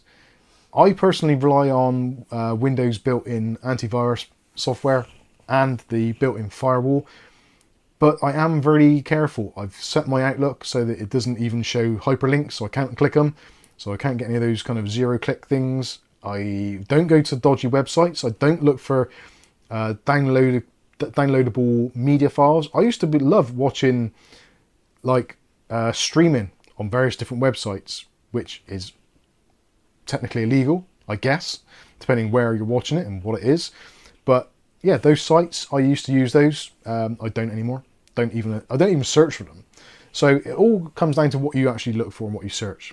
If you're just using YouTube, Google, and doing like normal stuff, buying, shopping, banking, whatever, and you're not going to any dodgy streaming sites or looking for cracked ISOs or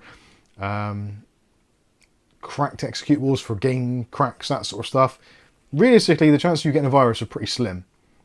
Unless you're running like old software, you haven't done updates, there's a vulnerability in your system, which isn't just one of those things, it's unfortunate. But even if you've got one of those vulnerabilities, antivirus software isn't really going to help you. So if you feel more comfortable having a third-party antivirus software suite on your PC, feel free, go for it. It's an additional layer of security. But I would say for kind of 99% of people, there's no real point. And as long as you've got a decent backup routine, such as you back up to a NAS or an external drive and maybe cloud storage as well, and you rotate drives or you have your data on multiple systems, you're probably going to be okay. The thing is, I suppose, is the worry of things like if you have your password saved into your password manager, Chrome, Edge, Brave, whatever it is, there's always vulnerabilities in that. So if you have a website that you go to on a regular basis, and when you get that option saying save this for next time or trust this computer or whatever, try not to do that, and try not to leave your passwords in stuff. So if you log into a site, try and make sure that it always asks you for username and password and it isn't stored, because otherwise they can retrieve those passwords. I'm trying slowly to get into the habit of doing that.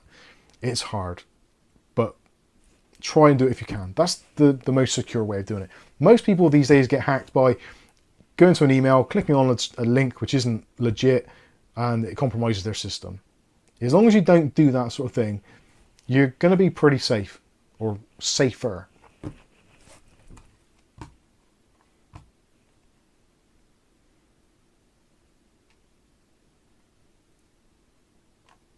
Jay James says, so I got to use iQ. Yes. You can uninstall it after, but you won't then be able to make any changes. So it'll be basically frozen as it is. Ready Bob says 3 years, Jesus, yeah, I know. John Dave Sullivan says, I'm using Surfshark. I've never seen the appeal for VPN personally. I understand what it can do. I think if you're streaming from other parts in the world, it makes a lot of sense. But a VPN doesn't really protect you. Yes, it encrypts your data, but it's not going to stop viruses at all, or any Trojans or anything like that. It's a virtual connection, but you're still connected to a network, which still has all those inherent. I actually get really pissed off, and George, my son, because he's kind of into IT as well a little bit now, he sees these VPN adverts from various YouTubers, and they have said a couple of times in some of these adverts he's shown me that it says they will stop viruses, which is complete lies. So please, if you're watching any YouTube channels where they're advertising a VPN and they're saying it will stop viruses and malware and stuff like that, it cannot. It will not. Do not believe it.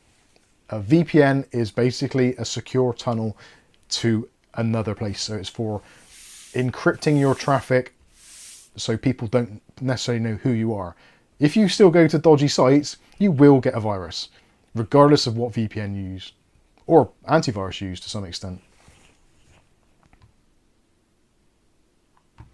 Yeah, Rick says, best security is being sleet of years of basically experience of knowing what to not click on.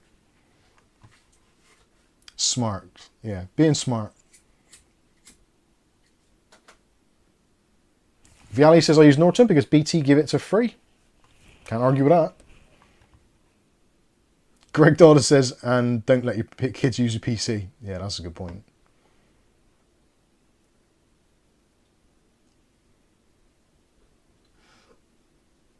Jay James says, okay, is balance preset okay to use for the fans in IQ or Extreme?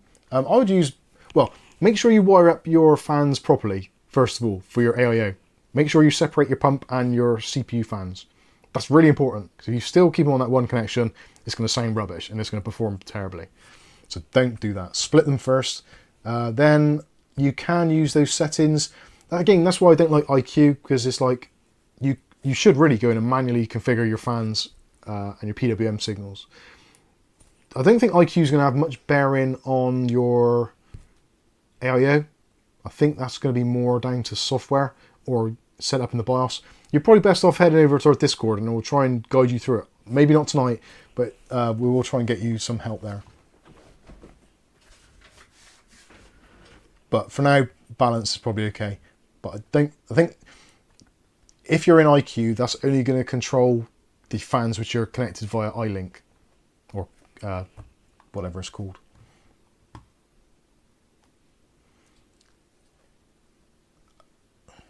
Thanks, Thanos. No worries.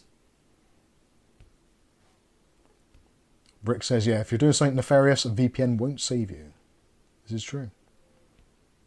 Charles Ballard. Who else listens? I used to listen to Coast AM every night.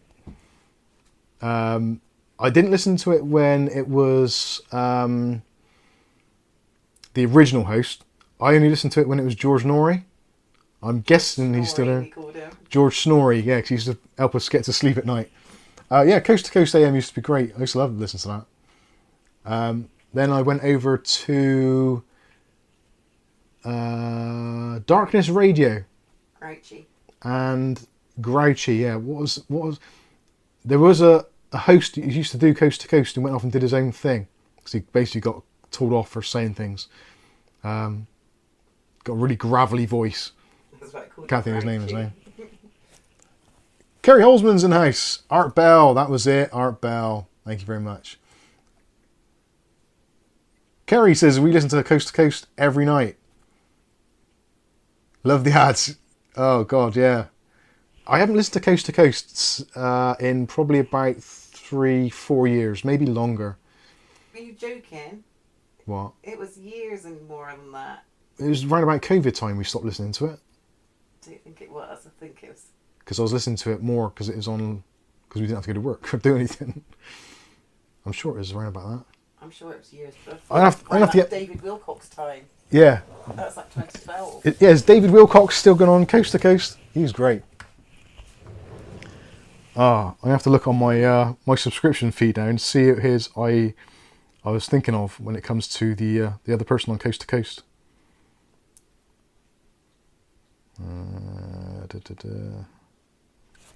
Oh god. Oh, John B. Wells. That's the one. Yeah, John B. Wells. Caravan to Midnight. Yeah, John B. Wells. I like listening to him. And there's another one as well. I'm not sure if I unsubscribed. I haven't listened to him for ages. Trying to see if I can find it. If he's done a stream recently. He was based in California, the other guy. I think he's also done Coast to Coast as well. He's got his own radio studio and he plays guitars. He's got a beard and black hair. I can't think what his name is. That's annoying me now. Kerry says there's several hosts on there. Yeah, I did used to like Coast to Coast. Listening to the intro was always, yeah, it's time for bed. Oh, I can't find it now. No, sorry about the dead air. I've got to find it now because that's going to drive me mad. So John B. Wells was one. Dave Schrader. Dave Schrader, listen to Dave Schrader, yeah. There's lots of names listed there if you want. Oh, Connie Willis, yeah, I remember Connie Willis. Lisa Garr. Richard Sirrett. Yeah, Rob Simone. Jimmy Church, yeah. Jimmy Church is one to listen to. Who's the other one? The other guy is Fade to Black. Fade to Black with, oh god, what's his name? I'll see it in a minute on my feed. Someone's going to have to say, who is Fade to Black? Who does Fade to Black? Is that Jimmy Church? I think that's Jimmy Church, isn't it? Oh, I can't see it now. Why is he not on my feed? It should be on here somewhere. I'm sure it is, yeah. Fade to Black Radio, Jimmy Church. I'm pretty sure it's Jimmy Church. Yeah, because we kind of give up watching mainstream TV and just went over to that sort of stuff. Ian Punnett died. Yeah, I did hear about that. By the way, for those of you that are here still, even though we should have ended the stream ages ago, feel free to head over to Kerry Holzman's channel and watch his stream from tonight. I think he started the stream same time as us actually tonight. There's some very cool stuff, very interesting stuff. It's kind of similar stuff that we do, but probably actually a little bit more in depth because he actually starts building stuff, whereas me, I'm just talking about it. So definitely pay a visit to Kerry's channel. George Knapp. Yeah, George Knapp. I remember George Knapp. Yeah, he was great. Yeah, good stuff. Charles says, I live in St. Louis. I know where the cave, he says, he broadcasts from. Oh, George Norrie, yeah, he's in St. Louis, isn't he?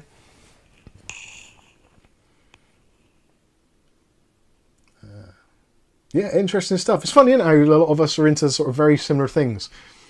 I quite like the whole UFO stuff and all that kind of sci-fi and hauntings, ghosts, paranormal, all that kind of stuff. So yeah, it's very good stuff, very cool. George Napper's now got a new Alien series on Netflix. Awesome. John David Sullivan says, thanks guys, and thanks for answering my query. You're very, very welcome. Yeah, some very cool stuff. Yeah, I listen to lots of American radio. More so, well, not radio, but like American streams. Obviously, I haven't got a TV license, so I'm not allowed to listen to live stuff. So I listen to recorded streams from America. So I don't fall foul of the BBC TV licensing. The bastards. Yeah, Alien Investigations, cool. Yeah, was it Ancient Aliens got as a series on Amazon and other places where they have a lot of those people on for doing like little segments. Very cool stuff. Anyway, I think I've probably waffled on for way too long. I've gone over my 3 hours schedule, so I do apologise. I haven't actually looked at the stats for the stream. Is anyone actually still here? Oh yeah, there are people actually still in the stream. God bless you, you lovely people. Vial is off. Yeah, I actually got work in the morning, so I'm never going to be up on time. So I would like to thank all of you for joining us this evening. It's been emotional. Thank you also to, was it Michael T? Wasn't it Michael T? For the gift memberships, much appreciated. Thank you all for your comments, suggestions, and all that kind of stuff. And obviously, if you do want to win the Lianli 207 case, make sure you watch the video when it comes out. Probably going to be Wednesday of this week coming. All you need to do if you want to win it is to put in the comment section, win. And if you want to put a comment in there as well, you can do. If you put more than one comment with the word win, you'll be automatically disqualified. So yeah, don't try and cheat the system. It doesn't work. But otherwise, yeah, feel free to leave multiple comments. If you want to leave one as win and one is like, I like this case, or ask any questions about it, you're more than welcome to. It is technically going to be a worldwide giveaway, which is probably going to hurt the bank account some way, shape or form. But Colin's been gracious enough to donate the case. He did offer to pay for the shipping as well, but we'll see where it ends up. Like I said, if it's going to be someone who's further afield, like in the US, Australia, Europe, whatever, chances are we'll just buy another case via Amazon and get it shipped directly to you, rather than getting bumped around in shipping and what have you. But we'll see how it goes. Obviously, it depends who is the lucky winner. The winner will be announced. We'll try and do it either a week or 2 weeks after the video, depending on how many. If it's getting like plenty of views, and I've seen that most of you regulars have already commented, those of you that want to win have entered, then I'll just kind of do it maybe on a live stream. We'll see how that pans out. Might pan out okay. If not, I'll just do a quick short to announce the winner. All the rules and regulations will be in the main video description. I've also put some of them in the description for this. Excuse me. So yeah, make sure make sure to read those and just check out the videos anyway. Just watch the videos. And I think that is it. Everyone's good. No more questions. I think I've answered anything. Obviously, if there's anything else you want to catch up with, head over to our Discord. I'll put the links in the chat for that right now. If you want to continue supporting the channel in other ways other than just watching the videos, liking, subscribing, you can purchase a Windows license key from premiumcdkeys.com/Mike's Unboxing. You can pick up a Windows 10 professional key. I've already pressed the button. No, I'm not. Calf's going. Straight. Press the button. I pressed it. You can pick up a Windows 10 Pro license key, which will also activate Windows 11 Professional. You should pick it up for around about $4, maybe about €3.50, £3 roughly for a license key. Feel free to pick them up, and also they do Office keys as well. So if you want to buy Microsoft Office, the Pro Plus versions, they do those as well. You can pick those up for about £15, maybe slightly more. I haven't checked that recently, but yeah, for £20 for a license for Windows and also Office, you can't go wrong, can you? Honestly. Or alternatively, if you want something a little bit different, you can go to our friends at Technically Stable. and you can order a mouse mat, desk pad, similar to this sort of thing, or bigger. You can actually have your own designs printed on them. So if you don't want a Mike's Unboxing one, you don't have to. You can select one of their existing designs or just upload one of your own pictures and have whatever crazy shit you like on your mouse pad. If you want Mike's Unboxing logo. If you want a Mike's Unboxing logo to do one, let me know, or head over to the Discord. We can do that, email, whatever. It's all good. So I think that is pretty much it. Looking forward to what is going to be going on with Black Friday and sales. As always, if there's any deals that come up, we'll post them in our Discord chat in the Bargains No Chat room. If you find any deals that you think might be interesting to the rest of the community, please feel free to post anything in there. You're more than welcome to do, or just chat about them. Yeah, can be anything. Umbrellas. In the UK, they're going to be popular. Snowshoes, woolly hats, you name it. Doesn't have to be tech. Post it in there. It's absolutely fine. Viali says my mouse pad is perfect from them. Good to hear it. Excellent stuff. Right, you guys have been great. My voice is definitely going, so I'm going to have to call it a day. Thanks all for watching. Thanks for your continued support and kindness. And I think that's going to wrap us up. I've been Mike. This is Mike's Unboxing Reviews and How To. And hopefully we'll catch you... I've done that completely wrong. Hopefully we'll catch you in the very next video. Thanks for watching. And we'll catch you next week. Hopefully the same time and on time. Thanks for watching, everyone. See you later. Have a good weekend. Bye.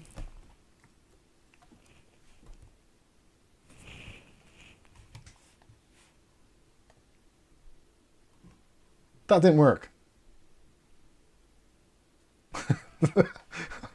Why do these buttons never work on the Elgato? Oh, I know. I didn't program that one. If you're wondering why I was looking confused, it's because I am. And I had the screen maximized so I couldn't see where the end stream was. Anyway, thanks for watching, guys. See you next week.